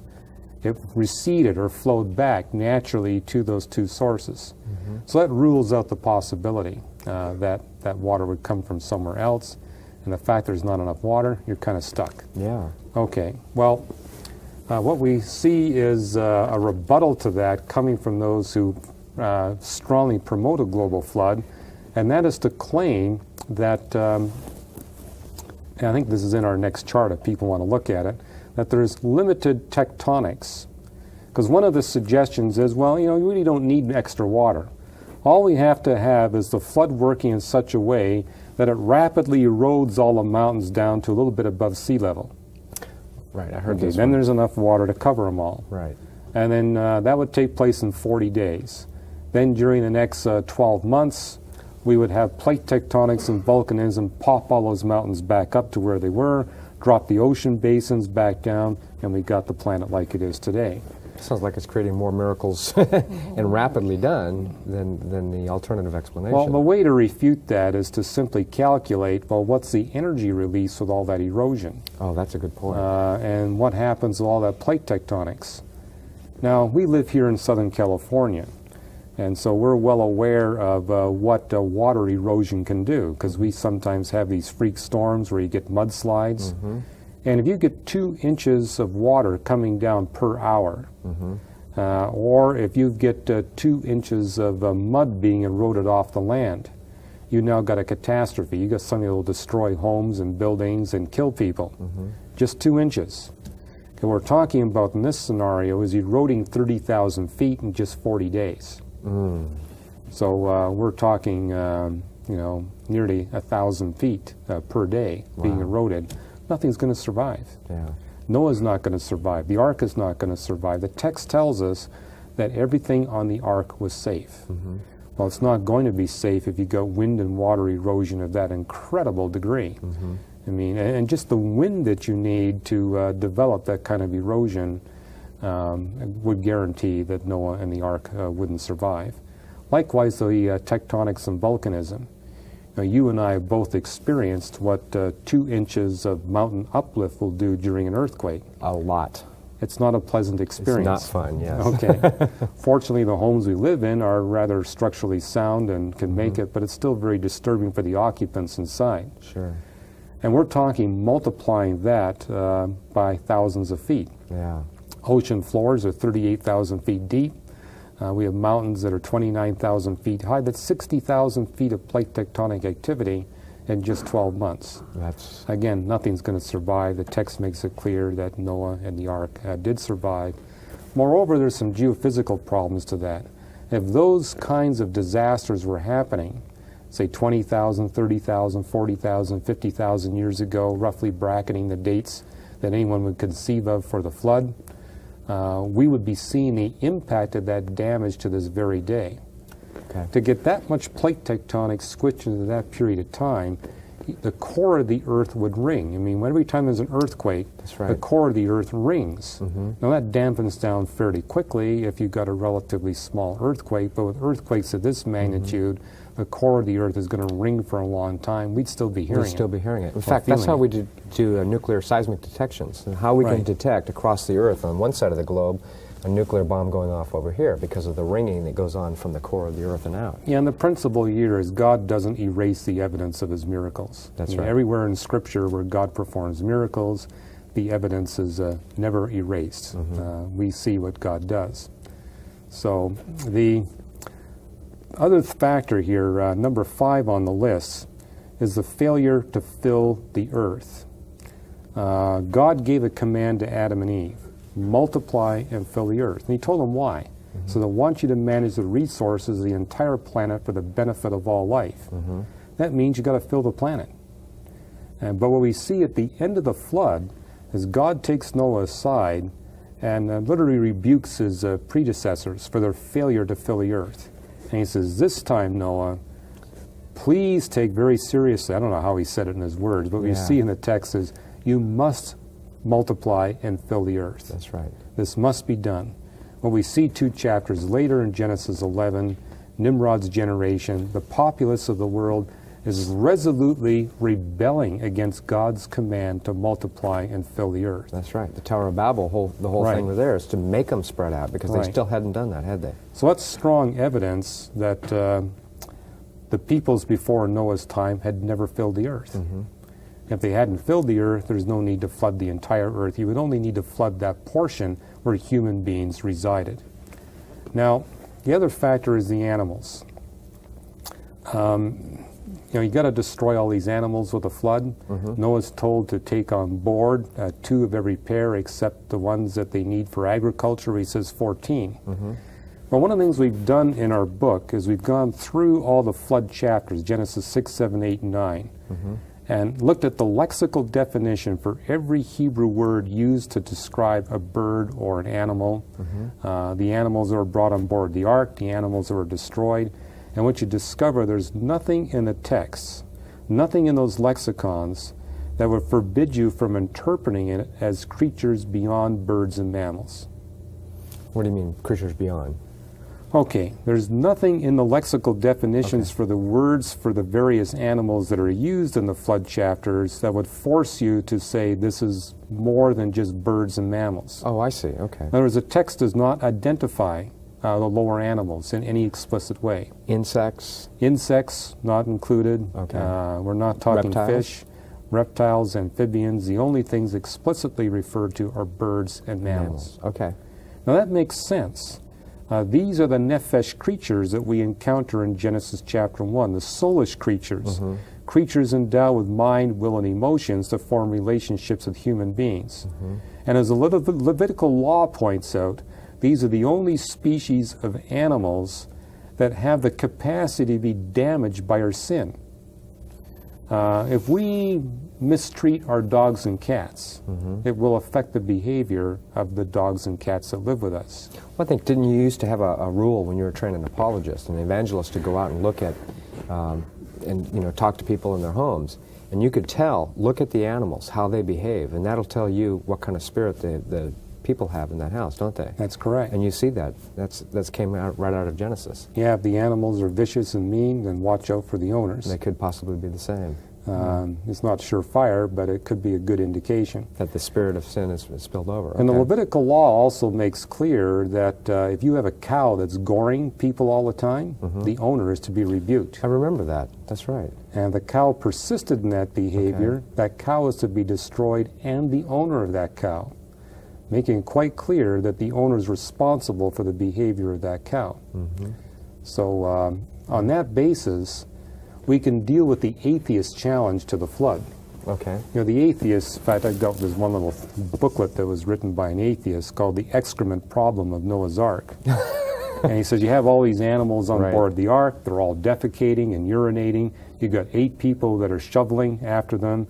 And he quickly calculates that Noah and his family will drown in the urine and the feces put up by all these animals. Yeah, because what are they talking? 30, 40, 50, 100,000? I mean, You're talking 500 million species of life. 500 million species. So if it took on 2 of every pair, it would be impossible to handle, right? Well, there's maybe 20 million species of life on planet Earth today. Not all of them are land-dwelling, but several million are. But those that promote a global flood interpretation take the point of view that all the animals that we see in the fossil record are included in this. Oh, that's right. So that they brings do. up to 500 million. But even if millions, you still got a problem. That's right. But the reply to that is God did not command Noah to take on board 2 of every single land animal on the face of the earth. He says, take a pair of every bird and mammal on board the ark. Okay. Those birds and mammals that have had contact with human beings. Those are the ones that are earmarked for rescue. Those are also the ones earmarked for destruction. Okay. And so we don't have, the ark in that sense is big enough. It's not too big, it's not too small. We're probably talking a few thousand, maybe 2,000, 3,000, 4,000 species of birds and mammals on board the ark. At least 1,000, I would believe. And in that sense, the ark is big enough to house them all. You can feed them. That's not a problem. Feeding them is no problem. You can put 2 years' supply of food on board. You can put pens. You can exercise them. You've got room to exercise all these animals. And 8 people can take care of it. It's not a big deal, especially if they got 100 years to put in some dumb waiters and things like that to make the job a little bit easier. Sure. And so, in that sense, we're not talking About all the species in the planet. Yeah, you don't Or have to go to crickets South and- America. yeah. You get the boa constrictors. Right. I mean, that's not part of it. Right. Now, the lower animals are excluded. Another factor you see in the Genesis text that indicates that the flood, though universal, is not global. We do not see geographical place names beyond the region of Mesopotamia. Start in Genesis 1, go through to Genesis 9. All the geography referred to is in the region of Mesopotamia. So that the Tigris-Euphrates Valley area, right? That whole section. Well, for example, the Garden of Eden mentions these 4 rivers. 2 of them are the Tigris and Euphrates. We're left to speculate about the other 2. But nowhere in the first 9 chapters of Genesis do we see a single geographical place name that Outside we of would it. have to place outside of Mesopotamia. Okay. Hit Genesis 10, loads of them. Oh, really? They begin in Genesis 10. Yeah, the Table of Nations, all kinds of geography beyond Mesopotamia. Okay. Before Genesis 10, none. Okay. So that's a strong indication we're looking at a flood that was adequate to destroy all of humanity, but probably didn't go beyond the environs of Mesopotamia. Okay. Okay, a major point has been Genesis 7:19. And I'll just read the text here. Is this It says, "The waters rose greatly on the earth, and all the high mountains under the entire heavens were covered." And the English translation, a lot of people look at that and say, well, doesn't that mean Mount Ararat, Mount Everest, everything has got to be covered? Well, the original is Hebrew. And where it talks about high, the Hebrew adjective is Geboah, the noun for mountain is har, and the verb for cover is kasah. Now, the verb kasah has 3 different definitions in the lexicon. It can be interpreted as a permanent covering of those hills or mountains with water, or it can be interpreted as a flow of water, a pond like rainfall, Okay. or it could be a run of water over. And what does it say? We have 15 cubits of this water. Okay. And my point here is it doesn't matter which of the 3 interpretations you take. All 3 will guarantee the complete elimination of humanity outside the ark. If you've got 22.5 feet of water flowing over the hills, say at 30 or 40 miles an hour, That's it. no survivors. No one's going to survive that. If you got that much water falling from the sky, no survivors. If it's permanent water, there'll be no survivors. Okay. The Hebrew word har can mean mountain, towering peak. It can mean hill. It can mean a mound in your backyard. All that's possible within the Hebrew definition for har. Now, what about the word Geboah, where it talks about high? Well, that can mean the elevated hills, the high hills, the hills that we see above the geography in the area. So what we realize, in the King James Bible translates it as hills rather than mountains. So we're talking about That's right. elevated relief. Okay. All that was covered. But the Mesopotamian Valley, as a chart we've got here shows, is a very broad valley, Yeah. 300 or 400 miles wide, and 600 or 700 miles long. If you're in an ark in the middle of that valley, you're not going to be able to see the high mountains on either side. You know, that's true, because I remember when I served in the Marine Corps and I was on naval vessels, we'd get out in the ocean, and if you were standing on the deck of the ship, you could see out to 6 miles. If you're standing up on the conning tower, you could see out to 12. But you could never see much beyond, say, at most 40. Yeah, 40 miles is about it. That's about the upper limit, and that's from the high tower. Right. You can imagine they're not going to be able to see much beyond. So if you got hundreds of miles, even if you got a mountain 15,000 feet high, you're not going to see it. You're not going to see All it. you're going to see is water everywhere. Okay. Well, I think we're running out of time here. I was hoping to get through this whole list. We've Well, gotten Hugh, I through knew that we about half couldn't. of it. Yeah. So Well, we've covered the first 9. I think what we'll do next time is just go through these first 9 real briefly, and then we'll get just on state them and then get through the state rest. through them, and then let's go to the next time, because I think these evidences are really important to understand that the flood was real, it was universal, but it was in fact not global. And Hugh, I appreciate the work that you've done in this. It'll be helpful. Thank you. Okay, great. Welcome to Reasons to Believe, a program where we explore the latest research findings and how they can be used to develop new evidences and proofs for the Christian faith, for the existence of the God of the Bible, and the reliability of the words of the Bible. And joining me in this endeavor is our co-host, Mark Clark. Hi, Mark? Hugh. Yes. Hugh, we started last time when we did this. You've been working on, in your book project, you've been working on the whole question of the Genesis flood. And the first, for some time, you had 9 biblical evidences why the flood, although it occurred, was universal. That meaning which it affected all of humankind at the time, but it was not global. And this has been a source of controversy in Christian circles, and it's certainly been the biggest controversy with non-Christians who look at it and just, One of if the that's what I biggest have, sources of doubt about the Christian faith. it doesn't seem reliable that this earth could have been inundated by global flood. But we talked about the first 8 of those in the last episode. Maybe we want to review those and then get on to the last several. Yeah, as There's we so many mentioned new last evidences. time, I mean, we've been talking about new scientific evidences. Well, there's new biblical evidences too. As we read the Bible more deeply, we're discovering new evidences for the Christian faith. And this is a good example, where we've gone from 40 evidences for the design of the solar system to 82. Likewise, in this biblical opportunity, we've gone from 9 to 18. Right, and so that's the recent discoveries Right. are 9 of them. And I really want you to get into those 9 this time, because I think that's kind of interesting. Yeah, we tried to finish all 18 last time, didn't work. Let me Wasn't just gonna happen. review the ones we've covered. Okay. And then we'll get into the rest of the list. The first reason why the flood must be universal, according to Genesis, but not global, is the distinction between universality and globality. The fact that under the entire face of the earth may mean less than the whole planet, like when Paul speaks about the faith of the Romans. Their faith had been heard throughout the entire world, but the entire world of the Romans was the limits of the Roman Empire. It's our 20th century mindset that always translates universality and globality. Number 2 is the limited extent of sin. The principle we see in Scripture is that God pours out His judgment wrath as far as the reprobation of humanity extends. Therefore, if human beings had not yet settled Antarctica or visited Antarctica, there'd be no need for God to flood Antarctica or to destroy the emperor penguins, or for Noah to take a pair of emperor penguins on board the ark. Number 3 is the limited water supply. The text tells us that the water came from the underground aquifers and the rain clouds of planet Earth. Genesis 8 tells us the water returned to those sources after the flood was over. While the entire water content of planet Earth, atmospheric, surface water, oceans, lakes, and rivers, plus all the underground water buried in the crust of the Earth, adds up to only 22% of what's necessary to cover the whole planet with water.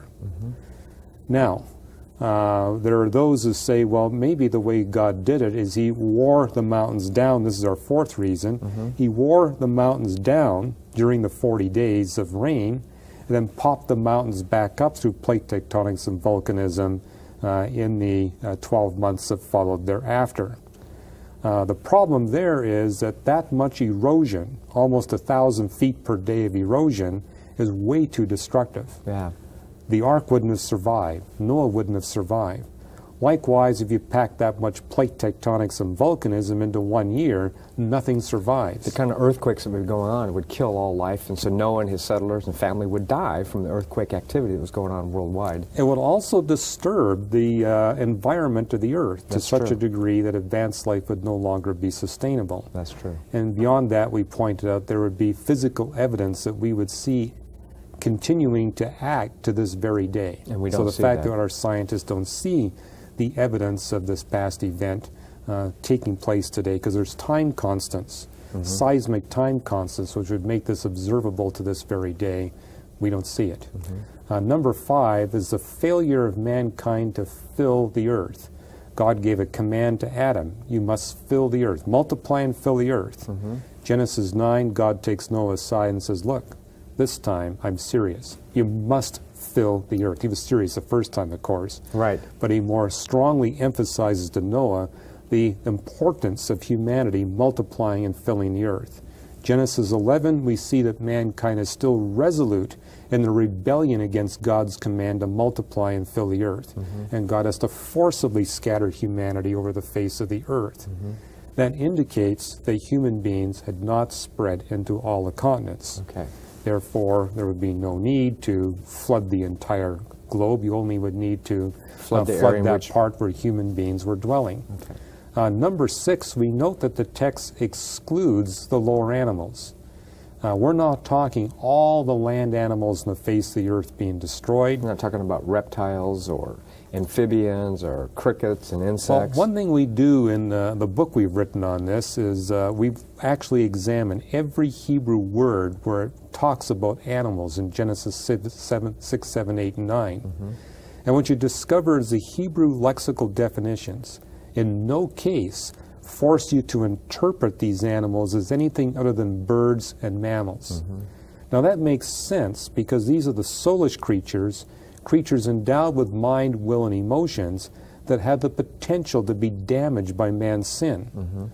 We've joked before, Mark, that if you sin in front of a cockroach, it doesn't change the behavior of the cockroach.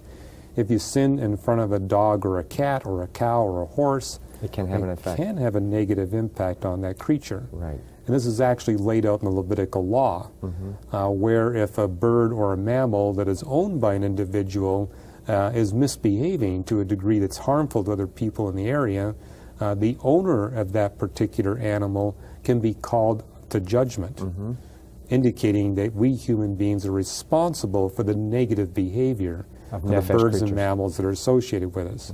But it doesn't extend to fish or insects or reptiles or Okay. amphibians. Okay. Doesn't affect the frogs, doesn't affect the flies or the mosquitoes, but it does affect the higher animals. Okay. Now, it's the higher animals that have had contact with human beings.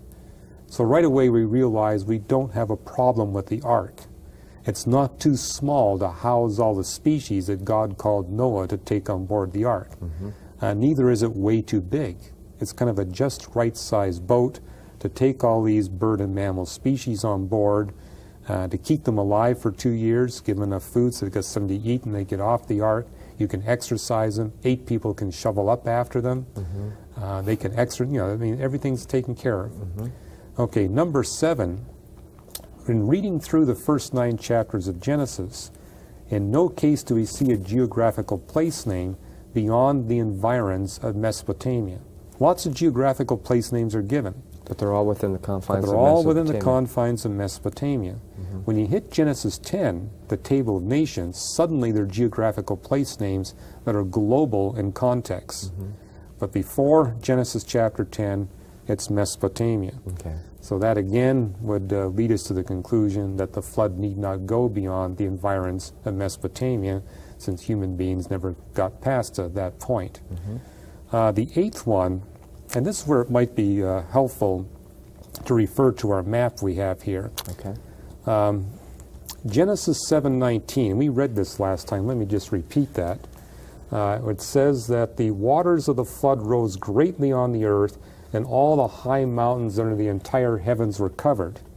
In this English translation, I'm reading from the New International Version. The English reader says it's got to mean all the mountains were covered. It says all the highest mountains were covered. Well, again, this is written in Hebrew. If you look at the King James translation, here's our map here. We discover that the King James talks about hills rather than mountains for a good reason. The Hebrew word har, translated as mountain or hill, can mean either a hill or a mountain or a mound. It basically refers to Elevated. geographical features. Okay. Likewise, the word Gaboa, the adjective, translated highest, can simply mean elevated. Okay. So it's referring to those hills or features or mounds or mountains that appear as elevated relief relative to the plain. Well, Mesopotamia is a very flat plain. Yes, it is. And all around Mesopotamia, we have these hills and mountains. So a lot like our Californian San Joaquin Valley. It's That's kind of a right. long valley, and on all sides there are hills and mountains. Sierra Nevada range on the east side, and on the west side, the coastal range. The coastal mountains. range, exactly. Well, Mesopotamia is similar, except the valley is a lot broader. It's a huge valley, isn't it? It's a huge valley. And so it may be referring to the low foothills of these distant mountains rather than the highest mountains in those ranges themselves as being covered with water. And you say, well, if all you do is cover the little foothills, is that going to be enough to destroy the human species? The verb kasa, to cover, I think makes that clear, because it says it's covered with 15 cubits of water. And as we mentioned, that can be interpreted 3 different ways. Permanently covered, a run of water over, or rainfall upon. Hey, if it's 22 feet coming at you at 30 miles an hour, You're going to get wiped 22 out. feet coming down out of the sky in a short period of time, or if it's permanent, either way, there'll be no survivors. Okay, number 9, Genesis 8:4. A lot of people think that tells us that the ark came to rest on Mount Ararat itself. If you carefully read the text, and I'll do that here, it says the ark came to rest on the mountains of Ararat. And we saw on our map, there's not just one mountain. It's like saying the Sierra Nevadas. Where? Yeah, if we look at this map again, what we see is that the mountains of Ararat is a mountain range that extends from Mount Ararat itself, past Lake Van, that's that lake there, all the way down to just north of Nineveh. It actually comes right down to the Mesopotamian plain. Okay. So the ark could have come to rest anywhere within that region. Okay. Armenians, for example, referred to the mountains of Ararat as describing the borders of their country of Armenia. Right. Covers about 100 to 150,000 square miles. So it's a huge area, and therefore I think the ark more likely came to rest on the foothills of Ararat just north of Nineveh than it did anywhere near Mount Ararat itself. Now, a corollary to that is you can give up all hope of finding the remains of Noah's Ark. Yeah. As soon as that- people get off the boat, they're going to need some wood to build shelters, to produce fire and all that. And that stuff's valuable stuff, isn't it? Well, the ark wouldn't have been seaworthy if it was made out of wood that was only as strong as oak. So we're talking high-quality structural lumber. And yet that close to cities like Nineveh, people aren't going to leave it lying around. It would have been quickly raided. I think if you want to find Noah's Ark, you better look in the burnt-up remains of these ancient cities. That's why I say give up all hope. Okay. It's not going to happen. Number 10, the ark is too fragile for a flood made global in just 40 days. That's an interesting point. This is one of the new ones that you're talking about here. Yes, it is. And see, the Bible tells us how big the ark was and the shape of the ark. Now, it would have been seaworthy for a flood that filled the Mesopotamian plain to a depth of 300, 400, 500, 600 feet. No problem. It can make it for a year in that situation. But if we're talking a flood that's been made global in just 40 days, this is a boat that wouldn't have the structural strength to withstand that kind of Those kinds of dramatic forces. turmoil. Oh, yeah. No, no boat's going to survive that. Yeah, not even our steel deck ships right now. Right, and then we're Okay. talking a boat made out of wood. Number 11 on our list, a global flood would not recede so fast. What does the text tell us? That the water receded in about 1 year. That's right. So in a single year, all that water receded.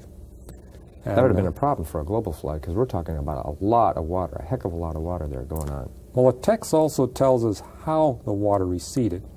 And sometimes city folk get the wrong idea. They say, well, if we're only talking Mesopotamia, the water would just rapidly flow out to the Persian Gulf. Not so. This is a flat valley. And yeah, even though if you look at a contour map, you can say, well, the upper reaches of the valley are 500 feet above sea level. Those upper reaches are so far away that gravity is not going to pull the water to the Persian Gulf, at least not very quickly. So the water is going to stand on the Mesopotamian plain. Gravity is not going to move it out because the valley is far too flat. And we've seen lots of evidences of that with flat valleys here in America. The San Joaquin Valley, again, is about as flat as the Mesopotamian Valley. And when that floods, gravity doesn't do a thing. Takes a long time. The water has to evaporate Right. before you get rid of it. And that's what the text here tells us. It says, God sent a strong wind to blow over the water and evaporate it. Okay. Now, if you're talking a global flood, a strong wind isn't going to do a thing for you. That's right. But if we're talking the Mesopotamian plain being flooded to a depth of, say, 500 or 600 feet, a strong wind blowing for a year will effectively evaporate that water, and you're going to have dry land. So what the text tells us about how the water receded, how God got rid of this water, is consistent with A local or a... a universal flood that destroyed all of humanity, all the birds and mammals associated with humanity, but we're not talking a global catastrophe. Okay. Number 13, the text speaks about an olive leaf. Yeah, that's Now, interesting. here's the water receding, and Noah is now able to see the tops of the hills and the mountains from his point of view in the middle of the valley. The waters are going down, and he releases a dove. The first time the dove goes out, in fact, I've got it right here in the text, it says, the ark came to rest in the mountains of Ararat. The tops of the mountains became visible to Noah. But then Noah sends out a dove, and it says the dove could find no place to set its feet because there was water over all the surface of the earth. So this again points out this universal versus global. When you look at the dove's perspective, it looks like water's everywhere. But see, the dove's a small bird flying low over the water. All it could see was water. Noah, on top of the ark, Can see much further he out. can see much further out. He sees that it's not universal. So for him, he sees the tops of the mountains. For the dove, there's water everywhere over the face of the earth. Okay. So this kind of emphasizes our point of the difference between universal and global right here in the 8th chapter of Genesis. But then the text tells us God sent out another dove. And this time the dove comes back with an olive leaf in its beak. And if it was from those high top of the mountains, that's where it would have to come, or what? Well, see, this would argue against a global flood or even a very deep flood. Olive leaves do not grow at high elevations. That's a good point. They grow at lower elevations. Moreover, the leaf was intact. If we're talking a global flood, there would be no olive trees left. That's right. All the olive trees would have been destroyed. That's right. But here we have a tree that has survived. The leaf is there, and the bird is able to pluck the leaf and to bring it back. Okay. So this again talks about a lower elevation flood. Number 14, the earth can't possibly support 1 billion species at one time. Now, where do you get this number? Okay, where do I get 1 billion? Yeah. The global flood proponents try to explain all the geologic features of planet Earth by this single flood event and all the fossils. They say, where did the fossils come from? It's from all the animals dying. All the animals dying during the flood. Okay. So, But supposedly the even... fossil record tells us we're looking at 1 billion species. That's right. Nearly 1 billion species. Well, you're not going to fit. And see, here's Noah taking on board a pair of every one. So that's double. And the global flood people claim that most of them went extinct after the flood. The few that are left are the millions of species we see on the face of the earth today.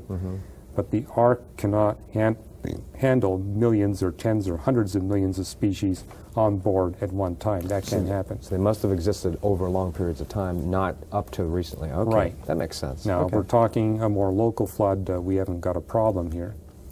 Number 15 in the list, a recent global flood cannot account for all the biodeposits on planet Earth.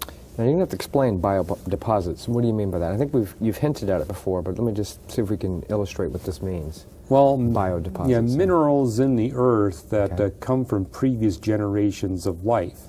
Coal, oil, natural gas, Okay. kerogen tars, topsoil, Limestone? limestone, marble. What's limestone made out of? I mean, because I think a lot of our viewers might not know that. Limestone's made out of sea life, isn't it? Yes, things like oysters and clams. I mean, what but they over do- millions of years. Yeah, and they die, and then their shells get squished together, and that makes limestone. Okay. And marble is where you got a lot of pressure on these kinds of rocks. So, thanks to all that millions of generations of previous life, we got all this limestone we can use in our building projects, marble for columns, of course topsoil for agriculture, and coal and oil and gas to fuel our modern technology. That's right. I mean, it's interesting that every year we consume 1 million years worth of gasoline. What do you mean 1 million years? 1 million years worth of 1 year of biodeposits? human activity Okay. consumes 1 million years of Earth history. Is that right? So, yeah, so we're consuming 1 million years of life. For every year. Every Wow. year, and we consume 1 million years of past history of life. Well, I mean, if we're talking, and again, the global flood proponents claim that all these biodeposits were made in 1 year. That's right, because of the flood event. Crushed all the life and put them down. There's no way you can get that much biomass on the planet at one time, let Okay. alone convert it into coal, oil, gas, topsoil, kerogen, limestone, and marble. That can't happen. The Earth is far too small for that to be attributed. And see, ultimately, you're limited by what's called the solar constant. All that bioenergy comes from the sun. Well, the sun is pouring out a limited amount of heat and light on the surface of the Earth. And so that right away limits how much biodeposit you're going to get in a year or two. That's right. And it falls short by orders of magnitude. Okay. Number 16, we notice in the text that Noah had available before the flood petroleum products. Oh, this is good. I hadn't noticed that, so tell me, where do you see this in Well, the I text? mean, he's told to build the ark out of gopher wood, and then he's told to seal the ark with asphalt. Right. A Oh, that petroleum, tar. yeah, a tarry Okay. substance. Uh-huh. And so evidently there must have been a fair amount of Oh, like seepage and natural oil wells? or something? oil, crude oil lying around for him to be able to get this resource to seal the timbers Well, of that the makes ark. sense. I hadn't even thought about that. That's precisely the thing that is used. And that So is a petroleum obviously the product. biodeposits couldn't have all been made in the flood because they were around before the flood. And that takes a long time under natural processes Right. to develop. By the way, another argument for Mesopotamia, as you're well aware, Mesopotamia is quite rich in asphalt, crude oil type deposits. Yes, yeah. So that's all there. Okay. Number 17, I think this is a powerful one. Animals simply can't evolve fast enough to support a global flood interpretation. Now that's interesting because what you're suggesting here is that those who adhere to the global flood, although they argue against evolution, and in fact are supporting an evolutionary position, aren't they? They are indeed supporting a Darwinian position through their global flood interpretation. Okay. Because after all, they recognize the ark is only 450 feet long. Even if the animals never eat and never drink, never defecate and never urinate, I never heard of any animal that could do all that, but even if they didn't, Okay. the ark is still only large enough to house, by their calculations, 30,000 pairs maximum. Okay. 30,000 pairs. How many species do we have on planet Earth today? Millions. Between 10 and 30 million species exist on the Earth today. Now, not all of them are land species, but even if you limited it to land species, we're talking between 4 and 10 million such species, evolving under natural process from just 30,000 maximum pairs. You know, and people who propose a global flood, I think the most famous would be Henry Morris in his book, The Genesis Flood. Right, and that's the one that's gotten the most play, right? That's sold millions of copies.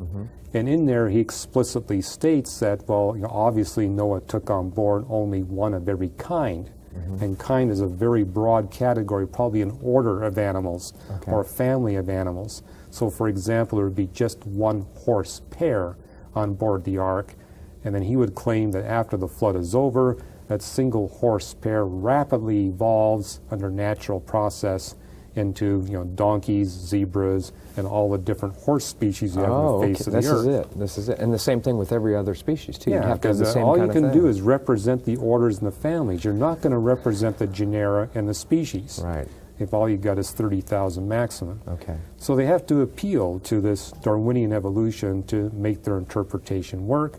And what we see in Genesis chapter 1 is that there's some very strong language against a Darwinian interpretation, at least for the advanced animals. And here we have the global flood people proposing it for those same advanced animals. And then in terms of direct observation, we see no evidence that advanced animals can evolve under natural conditions. Yeah. Paul, in Antarctic state, we've yet to document Any single species a evolved. complete speciation event in the world of nature for That's right. animals. It doesn't happen. Okay. We see it in the fossil record, of course, but that's when God was creating new That's right. species of life to replace those that go extinct. And last of all, we have number 18. There simply is no scientific evidence for a global flood. And I think the problem here is that the planet Earth, shows a lot of flood evidence, but it all dates to different times. Okay, so there's flood evidence for North America or Antarctica? Well, if I can have that globe behind you Sure. again. If we were to look in North America, for example, the entire Mississippi-Missouri plain shows evidence of a huge flood deposit. Right. But it dates back a quarter of a billion years ago. Okay, so 250 million years or so. So yeah, many parts of the planet were flooded. Okay. The Earth has experienced many floods. The Genesis flood is the most catastrophic flood event in human history. Right. It's not the most catastrophic flood event in geological history. There have been bigger floods, but that was before human beings were created. That's right. In fact, you talked about a kind of flood. There was a lava flood that occurred that was far more massive than anything The we've ever... Siberian lava flows were massive enough to pave the entire planet 20 feet deep. That's right. That's one we talked about. Basaltic lava. Oh, man. So, but I think where people have been a little bit confused by this is global flood proponents will make the point that you look at the tops of the Himalayas, we see marine fossils. Right. But the reason for that is India used to be down here at Antarctica. It's moved north fairly rapidly, 2 centimeters a year, hit Asia, and formed the Himalayas. That's right. So it's Well, the pushing it up. Himalayas are seafloors that were pushed up by that collision. That's right, by plate tectonics. Right. Okay. Right. And likewise here in California, we see see that some, with our because we got mountains. mountain building going on here Exactly. as well. And so in terms of, that's why there's been no scientist independent of the Bible has ever drawn the conclusion that there's been a global flood. There just simply is no scientific evidence to support that. But conversely, if you take all these 18 evidences that you've talked about, they point dramatically to that a local flood could have occurred. It could have been universal and wiped out man, but it wouldn't affect the entire And supports the interpretation the Bible can be read literally, and it's perfectly consistent with the latest scientific evidence. planet. Okay, Hugh, thank you. Welcome to Reasons to Believe, a program where we explore the latest scientific findings and discoveries for new evidences and proofs for the God of the Bible and the reliability of the Bible. And joining me in all this research and effort is Mark Clark. Hi, Hugh. How are you? Yes. Hugh, we've talked in the past. There was a big hoopla made about life being found on Mars, and it was from this Martian meteorite, and supposedly we found some stuff. But I understand you have a funeral to celebrate today, a celebration, a requiem for the whole argument for life existing as originating from Mars. Do you want to talk about that? Because I think it's quite intriguing. Yeah, I'd like to address the broader subject of the origin of life and what new evidences we have there. But you have as a title of this paper in Science, Requiem for Life on Mars, and it's referring to this famous rock, ALH 84001. 2 years ago, the president and the vice president were called by NASA and said, you know, we have news of a great discovery, and they gave Clinton the opportunity to alert the entire world about this momentous discovery, this rock that had the remains of life in it, a rock that was from Mars. And no one's really questioned that the rock came from Mars. That's right. But even when the discovery was announced, many scientists said, I think NASA's been a little too quick to say they have evidence of the remains of life in this rock. And over the last 2 years, the discovery team, led by Mackay, has gradually been withdrawing their claims. Oh, they have. They've actually Yes. began to. In fact, as of the publication of this paper, they have withdrawn their most significant evidence completely. And so that's why the title of this paper, Requiem for Life on Mars. Very few scientists today give this any credibility. Well, I think, you know, just briefly I want to mention, because I just saw a program last night that talked about this as, you know, proof. I mean, again, still in the popular press, it's coming out as if this is fueling NASA's quest to send ships to Mars. It's fueling the budgetary, you know, push to develop more spacecraft for launching a manned ship to Mars. Well, Mark, I mean, that's out there. this was just published days ago. Oh, okay. So This is chances fairly are recent. that TV show you saw was Published. prepared before this Yeah. got published. Yeah. But I thought it'd be interesting to see why the scientific community now claims that this is a bogus claim. Okay. Because it has a broader implication for the origin of life issue. You know, the strongest piece of evidence in this Martian rock is they found these microfossils, That's right. They were talking little about worm-like features and some kind little of trace spheres. incidents of life having been there. And they Right. said, you know, these things we're seeing have the shapes of the fossils of bacteria. They didn't find any evidence for the kinds of structures that we see in bacteria. They just found kind of the outer shape, but they said they're similar. Okay. And so from that, they said, we think we've got some evidence here. And it was a big hoopla, I remember that. Big hoopla. Well, what's come up in this Houston workshop is some research indicating that the fossils they found are too small. Now, what do you mean too small? How do you mean too small? Too Well, small a for what? research group has been, because these were fossils that were like 50 nanometers across, where a nanometer is a billionth of a meter. Okay. So really tiny Right. structures are finding. And a group of origin of life people got together and said, well, how small can we make a bacterium and still have it capable of being alive? Okay. And they discovered it had to be a lot bigger than 50 nanometers across. Oh, so It's this got is to too be small. at least 200 nanometers across. Okay. And the reason for that is, well, how they calculated this, they said, let's get all the simplest life forms we can find. And what we're going to do is single out all the molecules in these different simplest life forms that are common to all of them. And chances are those are molecules you can't do without. You've got to Okay. have them. Essential molecules Because they're for present life. in every single simplest Okay. life form. Okay. And so what they found, they totaled up how many proteins you need, how many DNA molecules you need, how many RNA molecules, and then they tried to figure out how much you can squish those together before they can't work anymore. Okay. And they calculated that at a minimum, the bacterium would have to be 200 nanometers across just to have enough room to contain all of these essential molecules. Okay. Now, chances are you need more molecules than that. That's the lower limit. But that would be a lower limit. At the very least, you're going to need all the molecules that are in common to Okay. these simplest life forms, probably more of it at the least, Okay. 200 nanometers. Now, someone in Mackay's team made the point, well, one of these microfossils we have found is 250 nanometers long and 50 nanometers in cross-section. Okay.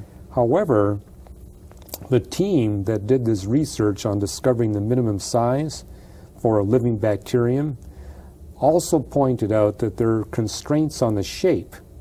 If you want something that's worm-like, the cross-section nowhere can be as narrow as 50 nanometers. Okay. If it's kind of like a long, thin tube, then the minimum width that you need is 100 nanometers, and then it can be 300 nanometers long. Okay. So 250 by 50 is still too small Okay. to make it. And again, at this workshop, they brought up the evidence that's been known for some time, namely that it's relatively easy to generate these microfossil-like structures by inorganic means. So just chemical processes could create these kinds of conditions? Well, about 6 months ago, one paper was published in Nature to the effect that, when this Martian rock was discovered in Antarctica, the first thing they did is they coated it with a preservative. Well, that very chemical preservative coating generates microfossil structures. And at this particular Okay. workshop, they said that's not the only way. In fact, one chemist says, let me show you some ways you can get these structures with no biology at all. Okay. And he just showed example after example after example Inorganic of processes. how inorganic chemical processes can produce microfossil-like structures better than what the Mackay's team found in the Okay. Martian rock. Okay. That combined with the fact that the chemicals they found, the polycyclic aromatic hydrocarbons, Yeah. What is that? I mean, that's a long term. Polycyclic aromatic hydrocarbons. What is that? well, Mark, that's the kind of the black tarry stuff you get in your barbecue after you've cooked some meat on it. Okay.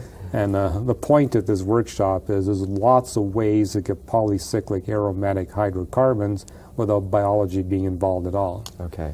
You don't get it just through barbecuing meat. If you bring anything to a very high temperature where you get a lot of carbon and hydrogen in the environment, you're going to get these things. So, for example, a Martian meteorite, something that's going to become screaming into our atmosphere, is going to pick up that kind of heat and those kind of. Yeah, if it gets heated by the Earth's atmosphere and As there's it's coming carbon and hydrogen in the Martian rock, and keep in mind, hydrogen and carbon are very abundant components in the universe. Right. Yeah, you just don't find them in living things, you find them everywhere in the cosmos. Right. So yeah, the very act of that being superheated as it goes through the atmosphere, you can produce these things. Likewise with the carbonates. The evidence now shows that the carbonates in the meteorite were made at high temperatures, not low temperatures. Oh, they were. Oh, so If it's high temperatures, it didn't happen in biological systems. right, because you can only go so high with biological systems before the system dies. Correct. And I think the real killer is they found that this rock had a lot of carbon-14 in it. Well, carbon-14 decays quickly. And supposedly this is a rock that left Mars millions of years ago and eventually made it to Earth, landed in Antarctica, sat there for at least tens of thousands of years, yet it's got all this carbon-14 in it. The existence of that carbon-14 proves that this meteorite has been severely contaminated by Earth organics. Okay. Antarctica is not a dead place. That's right. There's living material there. Seems like it's a dead place, but that's just to our Right. eyes. Right. To actual scientists, they see that a lot of things living down there, aren't there? Well, also they found in this Martian rock amino acids. And the ratio of amino acids in this rock is identical to the ratio of amino acids in Antarctic meltwater. Okay. So another sign that there's been some contamination. By the environment. Okay. And so the net result of this is not only have the claims been withdrawn that they've got evidence for the remains of life in this ALH 84001, they're saying realistically we can't trust any claim from any Antarctic meteorite. Okay. It's been on the ground for a while. It's picking up contamination. We're going to need something a whole lot more dramatic than what they found in this particular rock. Well, you said there was a team of origins of life scientists. What is it? I mean, because I think there's some other discoveries you want to talk about, origins Sure. of life. But what does it mean to think of, what do our viewers need to know about origins of life scientists? What are they looking for? They're trying to find out how life started? They're trying to find how life started, and the leaders of the movement are looking for a naturalistic explanation for the origin of life. Excluding God from the equation. So this is where the Christian faith comes to bear on this. Did God create life through miraculous means? Or did life spontaneously arise through natural mechanisms on the face of the earth, the primordial soup concept that you've seen on Star Trek?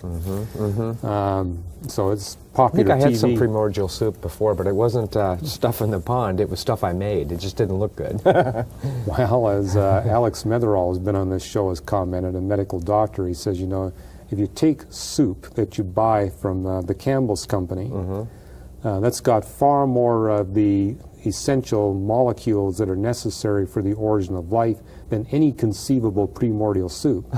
And we all know what happens when we leave soup alone long enough. It does not produce bacteria or life forms. It degrades into right. something that's less capable of being life. So, but that's their whole point, that there's a primordial soup, or what's more popular today, a mineral substrate. That's right. Some kind of surface whereby this kind of chemistry can get going. Right. But there's been some claims made recently, now that this Martian thing is dying down. And by the way, the end result of all this is it looks like NASA's going to get their funding to go to Mars and bring back some rocks. Makes sense. I mean, if you can't get it here, you got to go there and get it. So Well, either way, it's a win-win situation for NASA, isn't it? Right. Yeah. So instead of going down to Antarctica, they're going to go to Mars itself and say, if we go to Mars, it hasn't been contaminated. That's right. That's what they think. As we've mentioned before, That's right. it's not just Antarctica has been contaminated with Earth life. Mars has been contaminated with Earth life. Well, mention how that's happened, because it's been some time since we've talked about this, but this is a prediction you made back as far, I think, as 1988, when you said, I expect to see life remains on Mars. NASA inevitably will discover the remains of life on Mars for the simple reason that life on Earth is so prolific and so well designed by God that at least the remains of that life can make the journey from Earth to Mars. You say, how does it make that journey?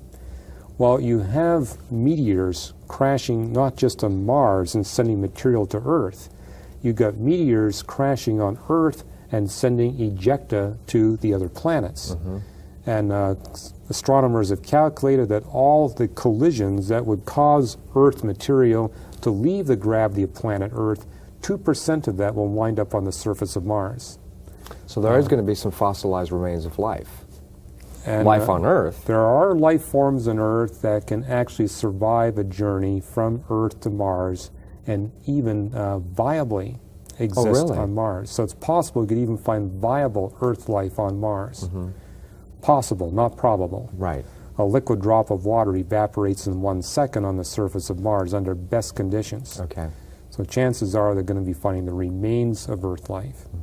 The other factor is the radiation pressure from the sun can push micro-ejecta from these meteoritic collisions. So superfine particulate matter. Superfine particulate matter that's out there as a result of these meteoritic impacts with Earth, that can be pushed by the radiation pressure of the sun from the environs of Earth to Mars, to Jupiter's moons. I'd expect the remains of life to be found on Jupiter's moons as well because of Earth. Okay. Now, the limit on that is radiation pressure from the sun, meteoritic transport will only be effective within the environs of the solar system. You wouldn't expect to find it. This is not going to get to the nearest stars, but it can infect the whole solar system. So yeah, it's interesting how NASA is making sure that they've sterilized all these spacecraft. I say, hey, it's infected already. Yes, it is, isn't it? So, well, probably not infected in viable form, but at least the remains. Right, okay. So, but as a caveat, there's been about a year ago, in the Murchison meteorite, and that's the famous as the largest meteorite that we have in our possession, the largest single rock, single chunk of meteor that we knew came from outer space. Okay. The thing weighs several tons. Right. In terms of how big it is, it's about this big. It's big. So it's a big boulder. Okay. Where was it discovered, by the way? Do you remember? Do you happen to remember? Yeah, Murchison, if I can remember where Murchison is. Yeah, I don't remember. Okay, so it's not the name after the person that I found think it was South Africa, Okay, but I could be wrong on that, but it was found in a place called Murchison. Okay. And over the years, they've been doing a lot of study on this meteorite. And what made the press about a year ago was the claim that they had found an excess of left-handed amino acids in the amino acids of the Murchison meteorite. Now, why that's important? What does that mean, Hugh? Okay. Because that, to me, that means nothing. Well, the first step in the origin of life is you have to get the building blocks oriented the right way. Proteins are not going to be successfully built unless all the amino acids have a left-handed configuration. Okay. And amino acids come in two types, one with a hydrogen atom over on the left, one with a hydrogen atom over on the right. But they all have to be left-handed if they're going to come together and make these proteins, or they've got to be right-handed. Okay. What we see in life here on Earth is it's all left-handed. Okay. Now, when it comes... So left-handedness does have some kind of benefits. Yes, but to counterbalance that, if you're talking DNA and RNA, they're built on right-handed nucleotide sugars. Okay. So all the nucleotide sugars in the DNA and the RNA are right-handed. All the amino acids and the proteins are left-handed. Now what this means, if you're trying to explain the origin of life, the first thing you got to do is get them all left-handed, the amino acids, nucleotide sugars right-handed. And so yeah, this got a big play when they said, hey, we found in the Murchison meteorite evidence Left-handed of amino a acid? small excess. I think the best they found was 1/3 more left-handed than right-handed. What does it mean? Why is that important? I mean, because don't we have to have them all left-handed to have that, or Well, what are you up saying? until this Murchison meteorite discovery, everything we found in the inorganic realm was what they call a racemic mixture, which means the amino acids are randomly distributed left-handed to right-hand, roughly 50-50 left, 50-50, or 50% right, 50% left. Okay. And so everywhere it go, it was racemic. Evenly. Okay. Randomly or evenly distributed. Then in this Murchison meteorite, they said we see a slight excess towards left-handed. Oh, so here's a possibility for life. somehow Maybe next. somewhere out in the cosmos, there's some physical mechanism that takes a racemic mixture and turns it into a slight excess of left-handed, and if that can be somehow re-stimulated over and over again, we might get them all left-handed, and now we're on the way to building life molecules without God being involved. I see. That's what's going on here. Okay. Now, this is another example of an outrageous claim that's being withdrawn.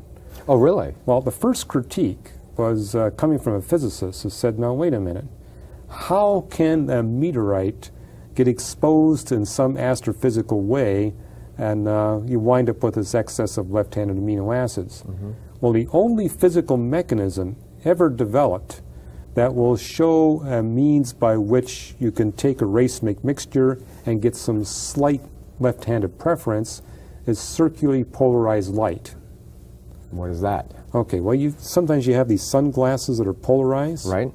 Okay, and what that does is it selects light polarized in one orientation against light polarized another. What does the polarizing? Electromagnetism. Okay. That's what does the splitting of light into these two patterns. And they've discovered that certain regions in outer space, especially these nebulae. In fact, I think we got a slide here from NASA's website of the Orion Nebula. Here it is. And the Orion Nebula is an example of a place in the universe where you've got circularly polarized light. And in laboratory experiments, circularly polarized light does have the capacity to transform a racemic mixture of amino acids into slightly favoring left-handed amino acids. Okay. But the physicist who wrote this paper makes the point this only works if the circularly polarized light is monochromatic. Okay. Now, Orion Nebula, it's not monochromatic. Many What di- monochromatic means is the light is circularly polarized and it's all at the same frequency, like a laser beam. Okay. And you're not going to get that in the nebulae where these, because It's polychromatic, right? yeah. It's- Well, the Orion Nebula is a place where stars are being born. You can watch stars being born right before your eyes in the Orion Nebula. And so this is a nice place to have circularly polarized light giving you left-handed amino acids, because these would be the future sites of the star systems that could have planets. I see. This might be the place where things like the Murchison meteorite would be formed and may have salted the Earth with these left-handed amino acids. But this physicist makes the point, it doesn't work unless it's monochromatic. In fact, the only astrophysical source where we see monochromatic circularly polarized light would be black holes and neutron stars. A few things are going to escape them. Well, I mean, you're not going to have life-type Activity being support produced. sites, stars and planets right next to one of those characters. Black holes. They tend to be very dangerous, don't they? He also makes the point that the journey through space very quickly transforms this left-handed favoritism back to racemic mixture. Oh, it does. So you can get this happening in Yeah, a certain if place. it's being bathed with monochromatic, Okay. circularly polarized light, yes, you can get some favoritism towards left-handed amino acids. But if you try to move that system from that astrophysical source, like a neutron star, anywhere close to a place where life would be possible, like a planet like Earth, by the time it gets there, it's going to be racemic. It can be back to where it was, even Right. randomly split. Okay. So in that sense, we have no astrophysical option that's going to get this degree of randomly or favoritism of left-handed amino acids, which raises the question: how did this Murchison meteorite get this favoritism that's been measured? Well, that's an interesting. What happened? I mean, if we can't come up with an astrophysical cause for it that's anywhere within reason, then how do you explain what we see? Well, this paper here has just come out making the point that perhaps the claim of this team that found these left-handed amino acids in the Murchison meteorite needs to be withdrawn.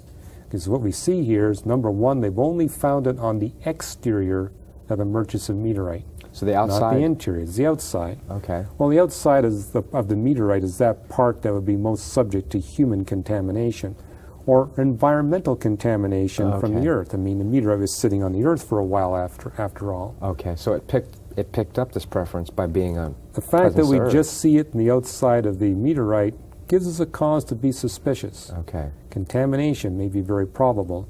If you can prove that it's also in the interior, then there's less likelihood that you've got a contamination problem. But I think the most important criticism of their paper, it's Cronin and Pizzarello, is that they make the point that they do not have the instrumental resolution power to distinguish spectroscopically between these left-handed amino acids and amino acids that are racemic that are very close to it in terms of the emission of spectral lines. Let me slow you back down here. Okay, I'm sorry slow me about that back because you down. went through a lot real fast. What you're suggesting here is the criticism of the original observation and deduction is that they don't have the techniques or the technology to really see if it's all left-handed preference or if it's Well, primarily. they're different amino acids. Okay. And these two authors make the point that the spectral features that they're seeing in the so-called left-handed amino acid are practically identical to what you would get in amino acids That are right-handed. that are, left and right, Okay, so that are very close. And they said, in order for them to be convinced, they want to see this done with higher resolution where they can distinguish whether or not the spectral lines came from this amino acid or that amino acid. They said the instrumentation lacks that kind of resolution. Therefore, they have no real proof that they have found an excess of left-handed amino acids. Even though it's strictly on the surface. Well, how do you think the original authors came, or the original researchers came to the conclusion that there was a slight preference for Well, I think it's a lot left-handedness? like this Martian rock. They saw some things and got very enthusiastic about the discovery because they're driven by this desire to find some natural explanation for the origin of life, and they too quickly jumped to a conclusion, and now they kind of got egg in their face and say, well, the evidence really isn't as strong to warrant the statements that we published.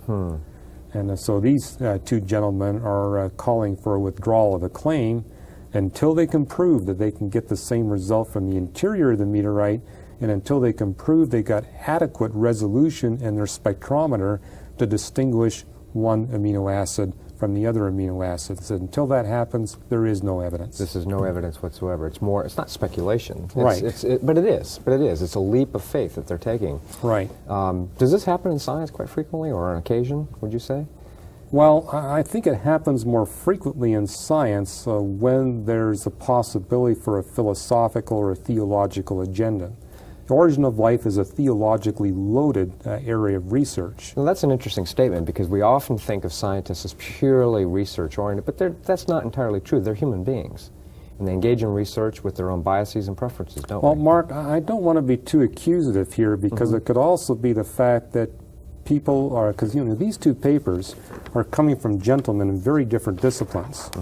I think what makes it easy for us to see the conclusion here, here's this physicist saying, now wait a minute, if this has got an excess of left-handed amino acids, how did it happen? Right. And he's making the point there's no realistic astrophysical mechanism that can make that happen and have this survive in the Murchison meteorite today. Where's the monochromatic, circularly polarized light? And how could it get from there to here? So he calls into question from a physics standpoint, astrophysics standpoint, and then these gentlemen as chemists are saying, now wait a minute, we know what kind of instrument he used, and we know where they got the samples. Is this really realistic? Okay. So sometimes it takes an interdisciplinary approach, and sometimes it takes a paper like this that obviously is interdisciplinary. Yes. Origin of life catches the attention of a lot of people. Well, I brought that up because oftentimes we have, there are extreme views in Christian circles sometimes of what scientists do, but the thing that I like, the kind of self-arrest mechanism of science, is this notion of peer review, the fact that papers are submitted to others for verification. And I like the fact that other papers can be produced, and they can say, like you said here, from interdisciplinary perspective, from a physics perspective, from a chemistry perspective, and they begin to challenge some of the claims that are being made. And don't we see that quite frequently on a lot of the claims that have theologic implications? Right, and really this I think would have been better deduced if people realized just how incredibly unlikely the origin of life is, even if you got all the amino acids oriented the right way. Okay. So, well, I appreciate you bringing these things to our attention. This is very helpful. Thanks, Hugh. okay.